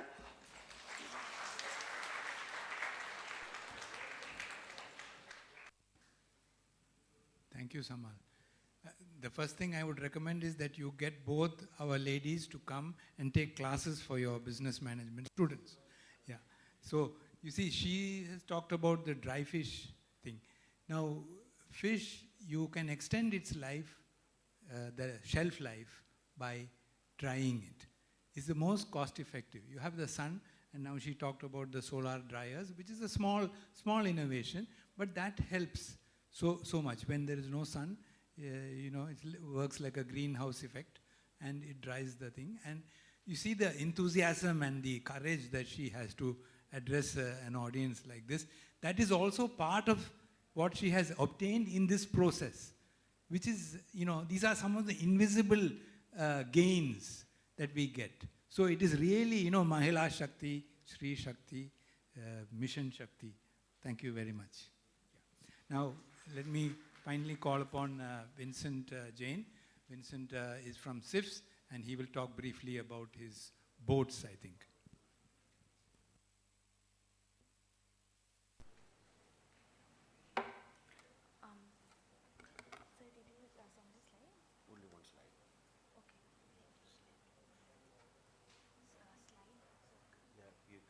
show his presentation. Professor John.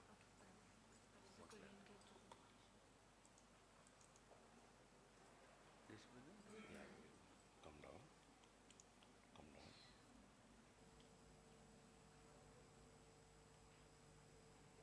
Okay, that's that one. Leave this.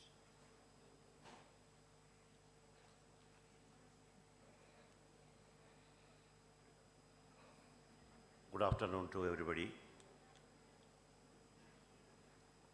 I am from a fishing village from Kanyakumari district called Nirodi. I belong to a fisherman community also.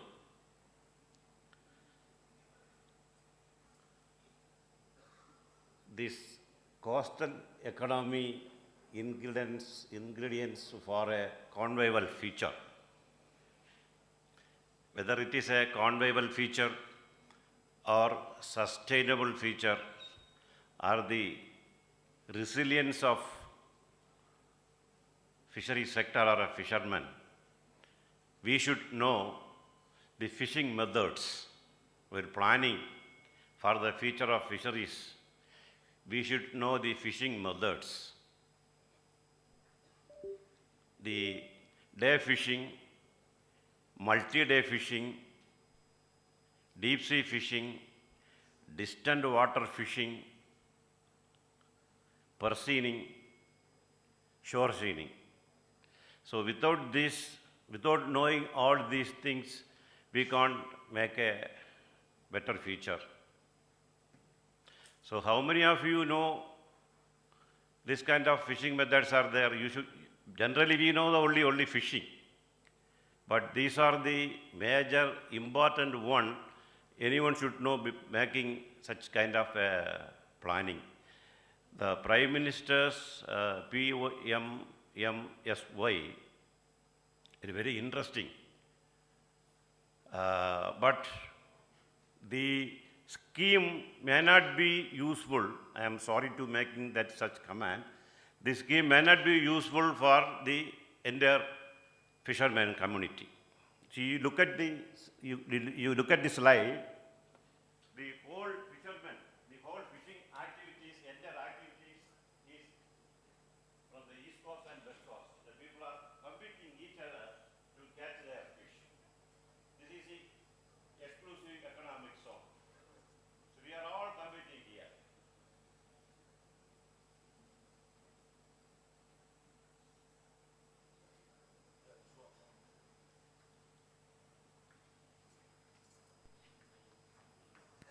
We are all competing. These deep sea fishing boats, day fishing boats, multi-day fishing boats, Persian boats are all competing within the circle. But those who are able enough to go beyond this line, they are getting good catch. That is the deep sea fishermen. We have a very strong deep sea fishing group. They developed by themselves. They are from the Kanyakumari district of Thuthur region. So we will talk about more little bit later. So fishing is the most dangerous occupation in the world. So by knowingly fishermen are people are engaging in fishing. That report is given by ILO. The fishermen are the people they know only fishing and that is their livelihood. So earlier stage, the major challenge, the fishermen face the major challenge is the exploitation by the middlemen. So that is the major challenge they faced. So how to eradicate or minimize the middlemen exploitation? Then that time the societies are formed, the Marianad experience, Kurian sir, he talked about the formation of societies. So village level societies they formed and the societies directly buy the fish. Then village level societies formed across the district level, that is the first tier. The second tier is to monitor the societies. The monitor societies, district federations are formed. Each district we have district federations.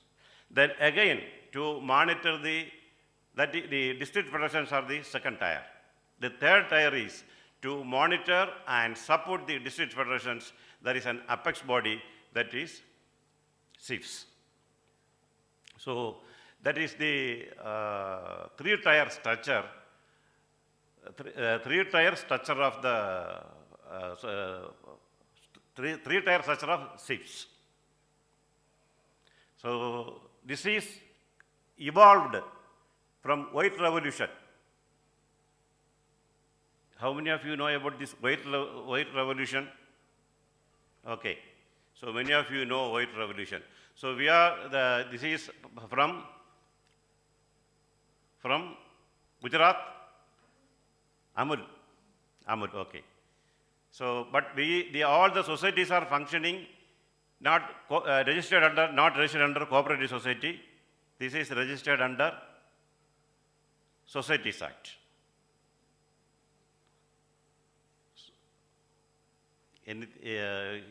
How the societies are functioning and all, based on the action, beach auction, 5% of the catch deducted on shore, and 1% is going to the administrative of the society, and 1% is the auctioneer will take. Another 3% is the compulsory saving of the fishermen. So likewise, initially they overcome the challenges of minimizing the middleman. Now, earlier out of 365 days, 250 days fishermen go for fishing, 250 days. Now they are not able to go for even 100 days. The fishing days are declining. Fish catches also declining.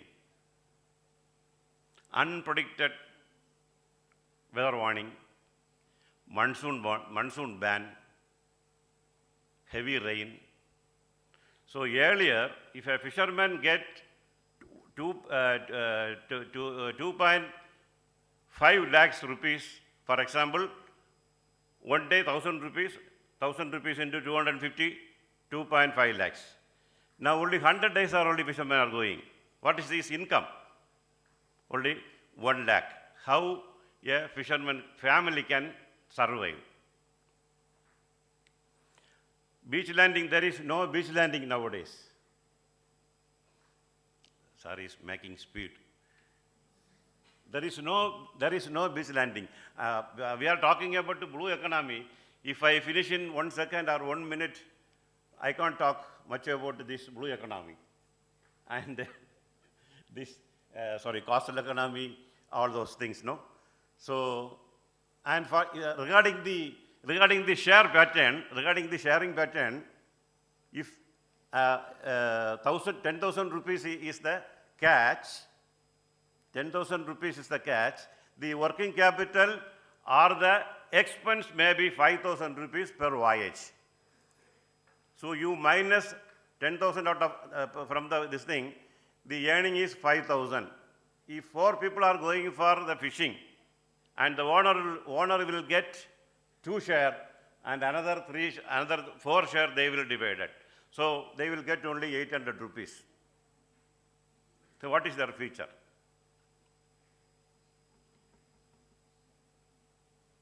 So this is the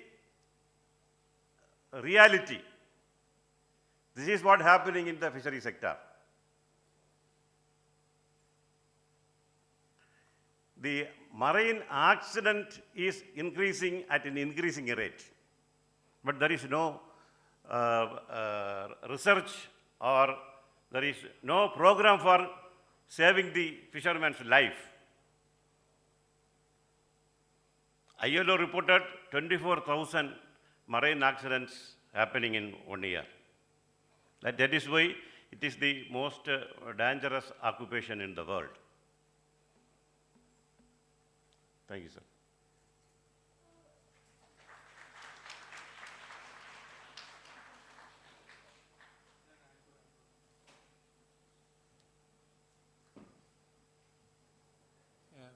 sorry, Vincent, I didn't mean to cut you short. I just wanted you to speak a little faster. So, anyway, I have also been warned that I made this fault of taking more time, so I better discipline everybody. So now that everybody is hungry, I can see it on your face. We will have two more questions. Two questions. You can decide who is going to raise the questions and to whom you have. Yeah, I already see one hand up there. Can you? Yeah. I was just going to say that. So two questions. One can be in English. One can be in Odia. Okay. Go ahead. Can you? Somebody pass the mic to whoever is. The gentleman up there in the back.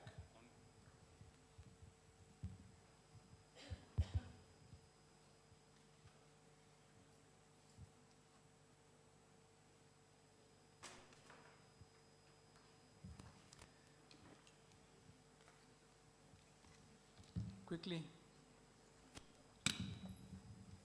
Good afternoon to one and all present here. My question is from Arun sir. Sir, as you said, fish helps in malnutrition.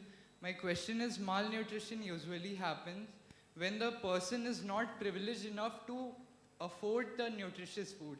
So do you have any plans to help the backward society so even they can afford it?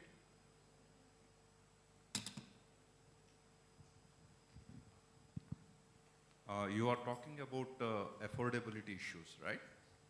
So if you see the food systems in different parts of the world, including in India, in many places, fish, especially in the coastal area and also in the Gangetic, big riverine belt, fish is one of the important food, and in some places it's a staple.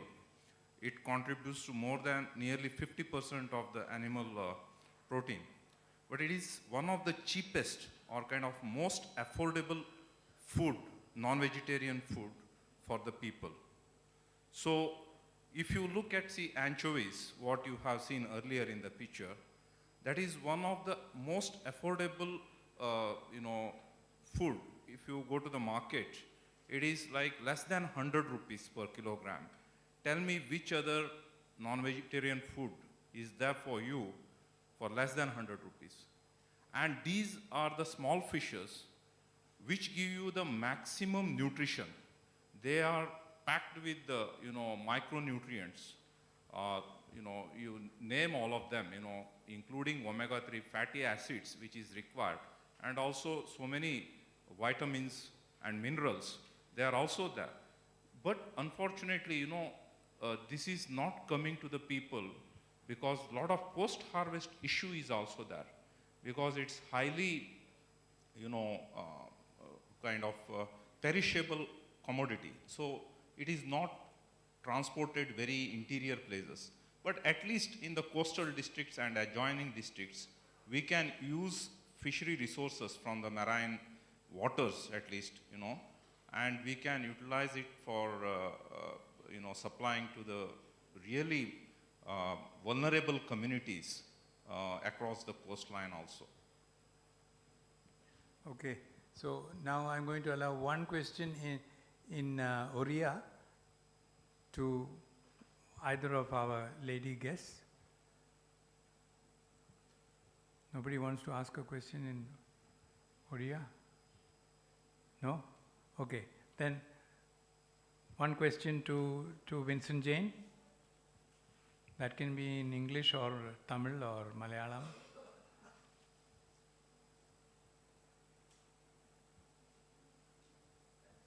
Yeah, over there. Oh.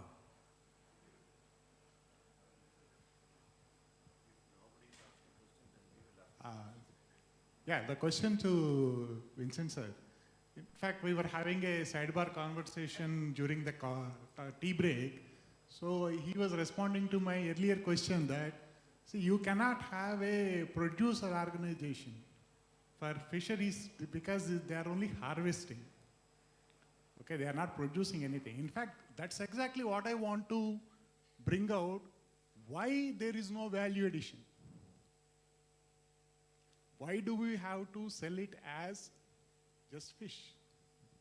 Can we bring value addition, then create additional institutions? Because I was just, an example is, the small tuna is available across, I think, across India, but we have only 2 processing plants in the country. One is in Minicoy Island and one is in Goa. Just as a case in point. Thank you. Actually, the term producers organization and this thing, that is very, we have to debate for that. So many discussions are going on. Whether, how can we say fishing is producers organization? No, we are just harvesting. Many people are discussing in different way. So now the other thing is value added this thing. So fish is the most, I think, very fastly perishable commodity, and preservation is very much important for that. So for that, high investment is also needed. That has to come from the government. I don't say it is a government. The investment has to come from some other institutions. There are so many other ways and means. The tuna is not much perishable with other fishes. We can make tuna biryani, tuna fried rice, tuna muruk, tuna vada. So many value-added products can make. So we trained the people ready in our SKG and joint laboratory groups. These tuna fish products, we have made a number of training as we have given. The only thing is we have to institutionalize all these groups under one thing. Okay. There any more questions? One more question we will probably take. No? Okay, fine. Just one point to Professor. You know, fish is one commodity where the less processing you do, the higher the value. Actually, live fresh fish is the most expensive. So that is the other side of it. Yeah. Okay, so thank you for this brief listening that you have done. Anyway, it has added some flavor to the different issues on coastal economy, and thank you very much for that. I want to thank all the speakers on the panel, especially to our hosts from Orissa. And thank you to the audience also. Thank you very much.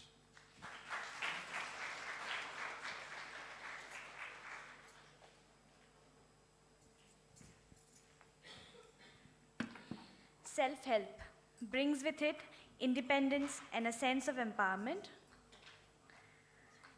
that we could perhaps sense in the panel today. Thank you so much. We are extremely grateful to all the panelists and moderator Professor Kurian for all the insights and information.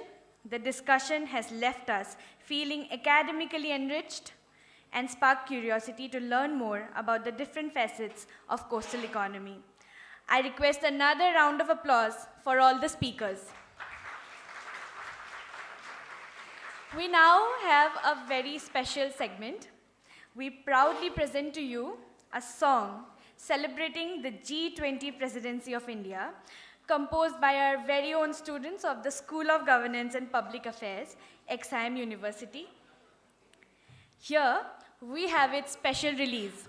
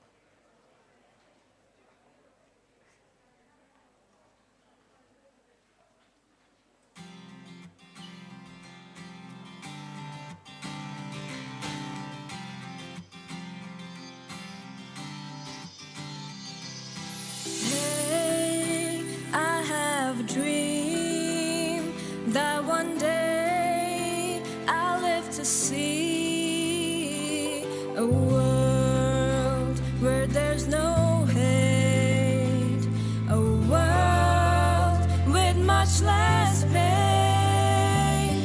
Come, let's dream together of a world which love can bear, a world which is God's own face, a world that shines in grace. So now let us turn our swords to plowshares and sow seeds of hope and faith. Let us sing of a new world, a better world for us, a world for you and me. We are the world, we are one people, we are one race, one humankind. We are the world, we are one people, we are one race, one humankind. We don't need wars to leave bad scars, and we don't need to go to Mars. All we need is love, and we need it now. We better get it straight and clear. We are the world.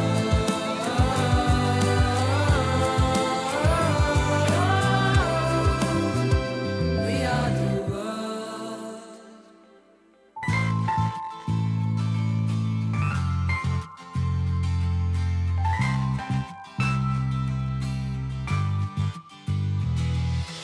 Hey, let's bring the home, the common home for you and me. A home where love prevails, where all can share their tale. Come, let's try to live side by side in unity and peace, in a home where finally we're all one family.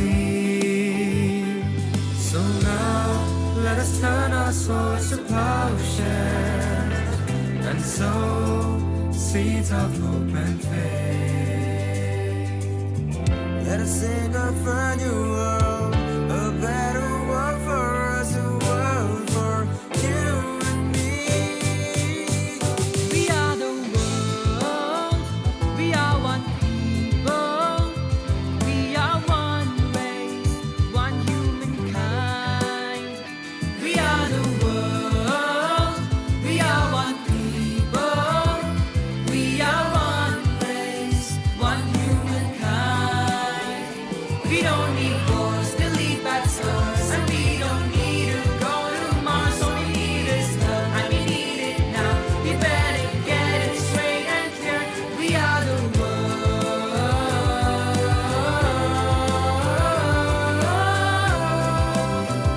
We are the world. Maybe it's time we take a step back and look at the world, it's in a big mess. Population and pollution have been on track, and if you turn a deaf ear, this rap is pointless. The earth is our home, we need to take care. Discarding nights, acting selfish, not at all fair. Sheltering homeless and poor and those in despair. I hope we overcome this is my dream, my prayer. We are the world. We are the world. We are one people. We are one race, one humankind. We are the world. We are one people. We are one race, one humankind. We don't need wars to leave bad scars, and we don't need to go to Mars. All we need is love, and we need it now. We better get it straight and clear. We are the world.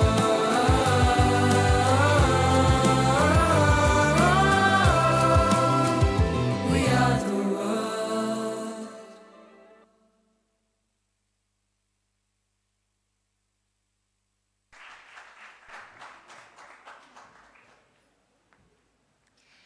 That was a power-packed display of talent and energy. Shouldn't we have another round of applause?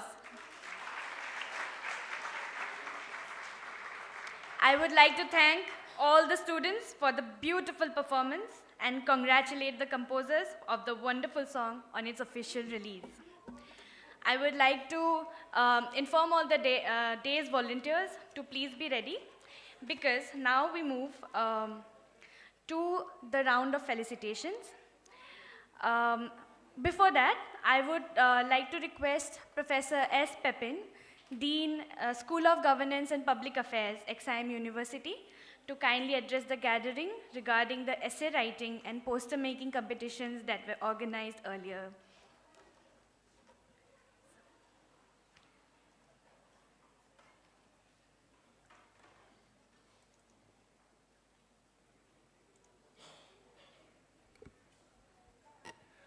In fact, we had a pre-event activities, which is also an event. We had two activities. One is the essay competition. The other one is the poster making competition on the same theme.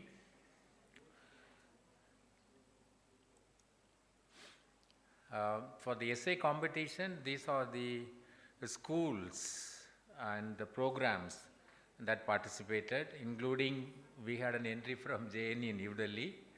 So we have sustainability, we have public policy, we have BBM HR, that is our School of Commerce, our law school BLLB, then our urban management, MBA in urban management, School of Habitat Studies, then again School of Commerce, Masters in Management Studies, Business Finance. We have again School of Sustainability, then again Law School, then Public Policy and JNU. So these are the winners of the essay competition. I will announce the name of the jury members little later. I hope the winners are here. The first prize goes to Lagnaji Tripathi from BSc Sustainable Development School of Sustainability. And the second one is the group prize that is backed by Jaydeep Das, Arpita Das and Rajdeep Banerjee from Xavier Law School. Professor Sarangi must be very happy to know that. Then of course the third prize goes to Anvesha Patnaik, that is our public policy student. So of course the prizes will be presented to them a little later during this function. Then we come to the poster making competition. We had participation from MBA HRM and BBM HR again School of Commerce, then again Xavier Law School, XLS and BLLB both are law school, right? All right. Which means I think law school has been very, very active because of the theme G20 Connect, right? So these are the three winners of the poster competition. The first one is Joitika Patra from BBM HR, the Commerce School. Professor Mohandi is also very happy to know that. Then Anvesha Panda from MBA HRM. I hope Anvesha is here. All right. Then we have the third prize that is backed by Ayush Ranjan from MBA HRM. So the second and third prize is from School of HRM. So that's all I wanted to tell you. It was a very joyful experience for us, and three jury members are my dear colleagues, Professor Vaishali Singh, Professor Sipra Ram, and also our faculty Pramila Satpathy. So they all were the jury members. It was a tough time for them to select. I think one poster competition they were really struggling to select the third one. Finally, they had to make a choice, and thank you so much.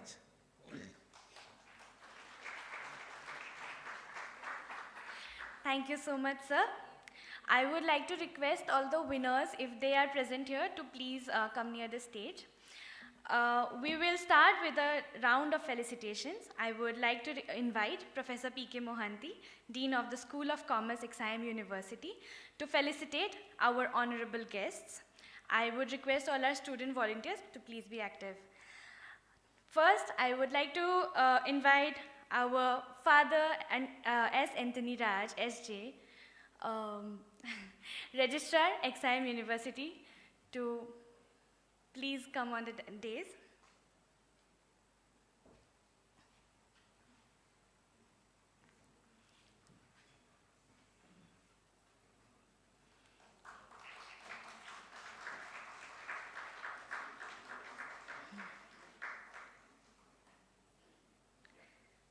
Thank you so much. I would like to invite Professor John Kurian, keynote speaker. Sir,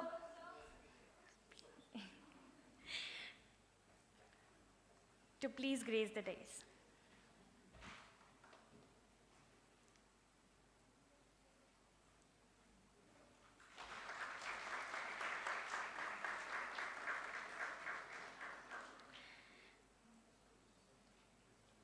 Next, I would like to invite Dr. Priyadarshi Das. So this.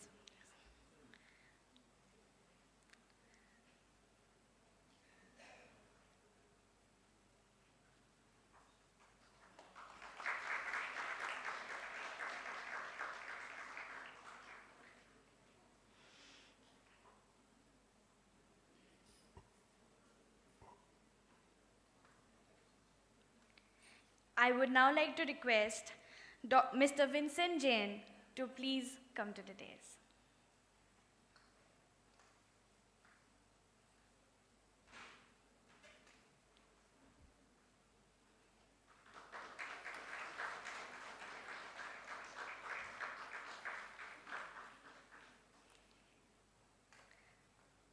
Next, I would like to request Dr. Arun Padiyar to please come to the dais.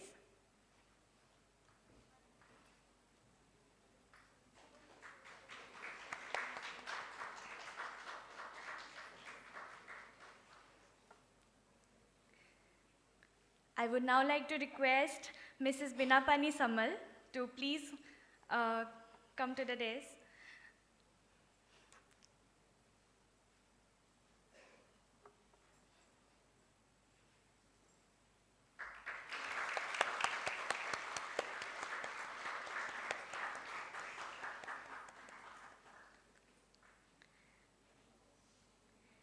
And finally, I would like to request Mrs. Minaki Prusti to please come to the dais.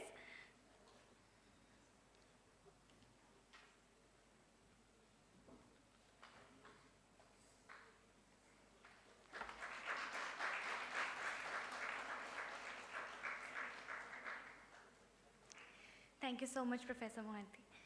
We extend our heartfelt gratitude to all the dignitaries for coming and gracing the occasion. Now, I would like to request Professor Narayan Chandra Sarangi, Dean, Xavier Law School, to present the awards and certificates to all the winners of essay and poster making competitions. For the essay competition, the first prize goes to Lagnajit Tripathi, BSc Sustainable Development. Is anybody else here to collect it? Okay.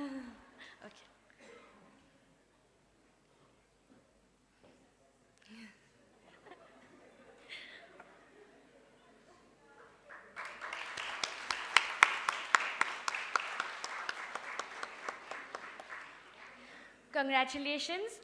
Next, we have Jayjit Das, Arpita Das, and Rajdeep Banerjee from the Xavier Law School. From law.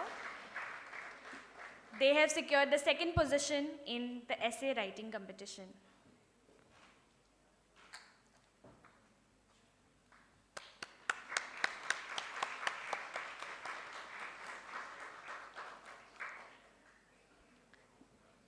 The third position goes to Anvesha Patnaik, but I think she is absent today. Next, we'll move to the top 3 entries of the poster making competition. The first prize goes to Jyotika Patra, BBM HR. If there's anyone who can collect it on her behalf, it would be really nice. Okay, we can move to the second. Anisha Panda, MBA HRM. All in class, okay. Yes.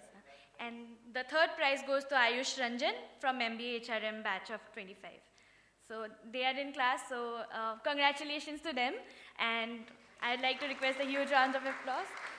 Thank you, Professor Sarangi. Now, I would like to invite Mr. Vincent Jain to give the felicitations to our dignitaries.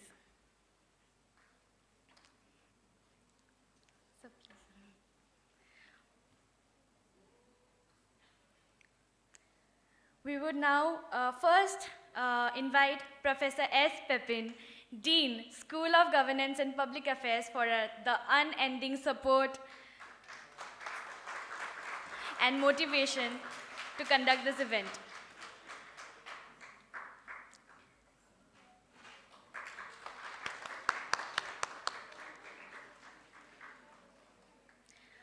Professor Sutapa Pati, Dean, School of Sustainability, so please stay for this round. I think ma'am is not here. We'll move to Professor P.K. Mohanty, Dean of Commerce, so School of Commerce, please, sir.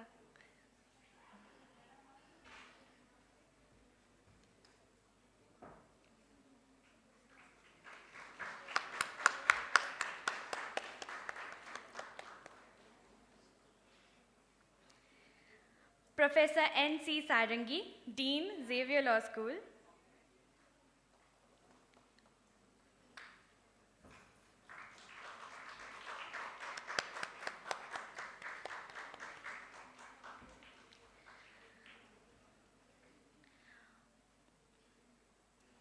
Professor Gautam Prateek, School of Rural Management, if he's here. Sir is not here. Father Nitin, for his support and the encouragement to all the school, all the student volunteers and the school for conducting this event.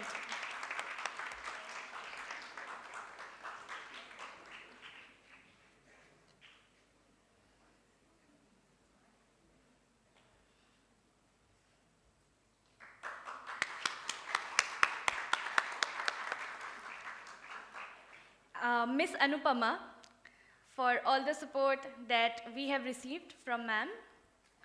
Ma'am, yes.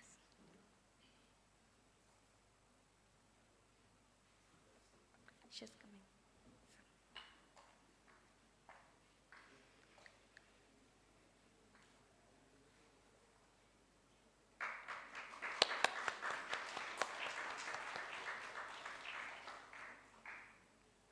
Thank you, sir. Thank you so much. I would like to request Professor John Kurian to deliver the felicitation for our jury members of the competitions. Professor Pramila Satapathy.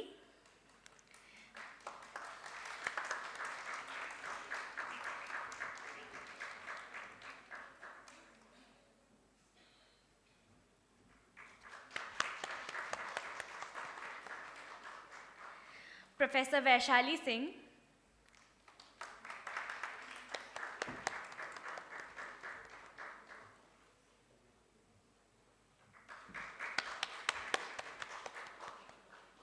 And Professor Sipraram.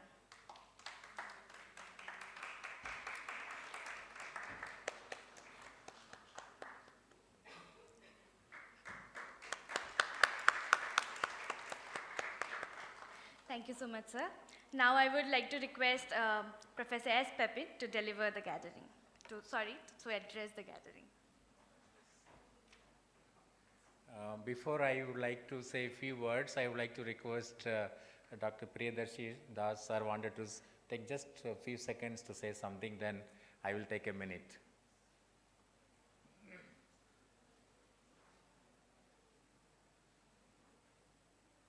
Thank you, Professor Pepin, for this opportunity.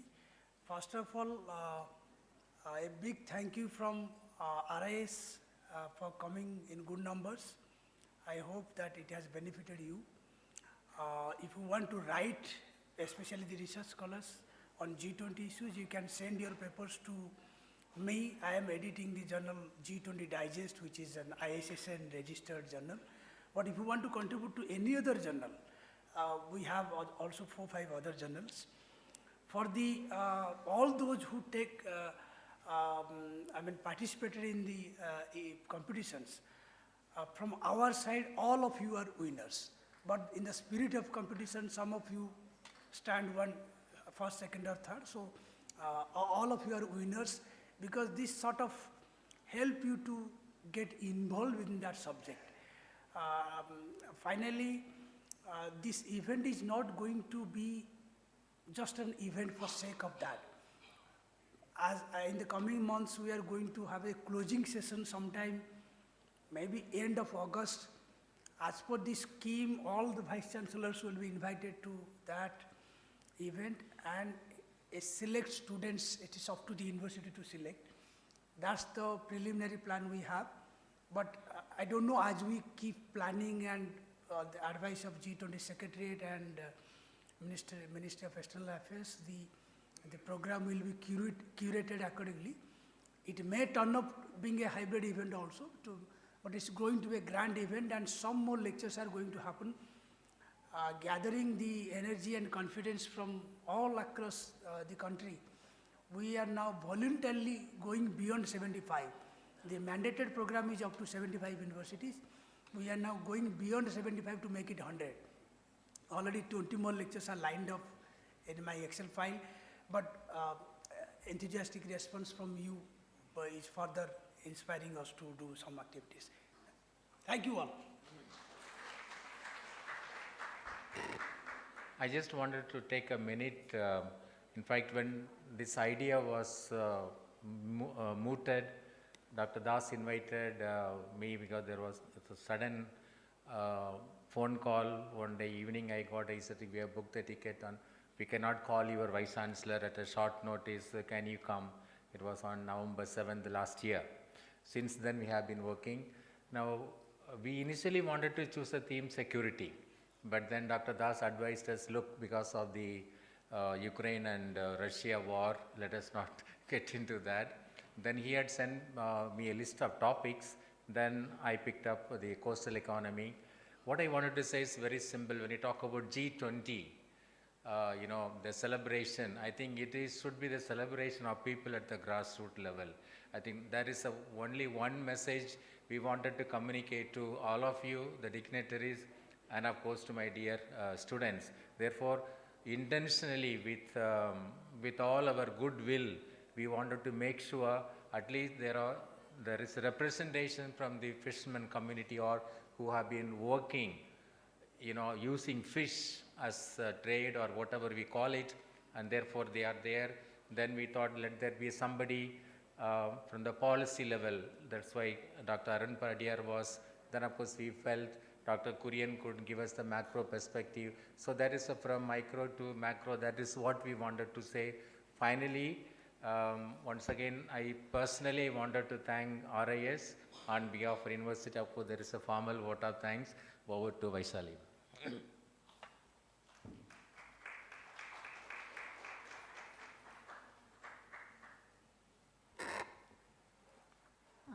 Good afternoon, everyone. As we conclude this G20 University Connect program, it is my privilege and esteemed pleasure to extend a heartfelt vote of thanks to all those who have contributed to its success. Sincere thanks to our Honorable Vice Chancellor, Father Anthony R. Uvari, for his constant support for the event. Heartfelt thanks to Father S. Anthony Raj, Registrar, XIM University, for his help and also for his thought-provoking inaugural address. Special thanks to Professor Pepin, Dean SGPA, for spearheading all the planning and ensuring the culmination of this important event. We would like to extend our gratitude to Professor Sutapa Pati for the welcome address. We are immensely grateful to Dr. Priyadarshi Das for his enlightening presentation on G20 University Connect, to Ambassador Debraj Pradhan for his enlightening presentation on G20 Indian Presidency. We would also like to express our deep gratitude to Professor John Kurian, former professor at CDS Trivandrum, for his captivating keynote address. Thanks to Professor Gautam Prateek for moderating the Q&A session. We extend our appreciation to all the panelists, Mr. Vincent Jain, Dr. Arun Padya, and the two members from SHG, Ms. Binapani Samal and Ms. Minakhi Prusti. Thank you for your valuable contributions.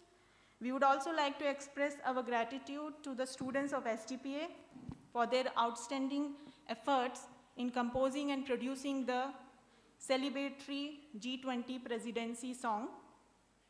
We would like to extend our gratitude to Professor P.K. Mohanty and Professor Narayan Chandra Sarangi for the facilitation.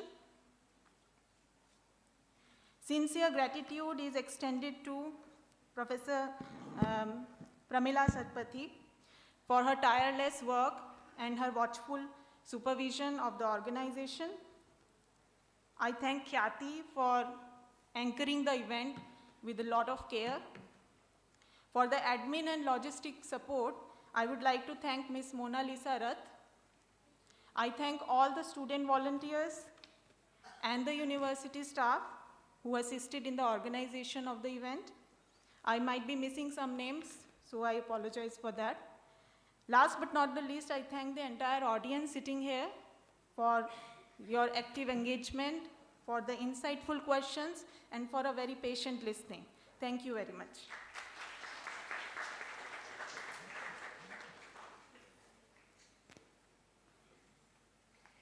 We will end the session with the national anthem, but before that, I would like to inform that lunch packets have been organized for for the entire audience, just outside the hall. Please show your ID card that was presented to you at the registration desk.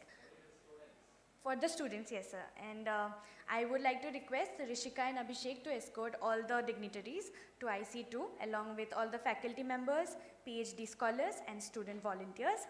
I request all the volunteers to come here, and then we'll sing the national anthem.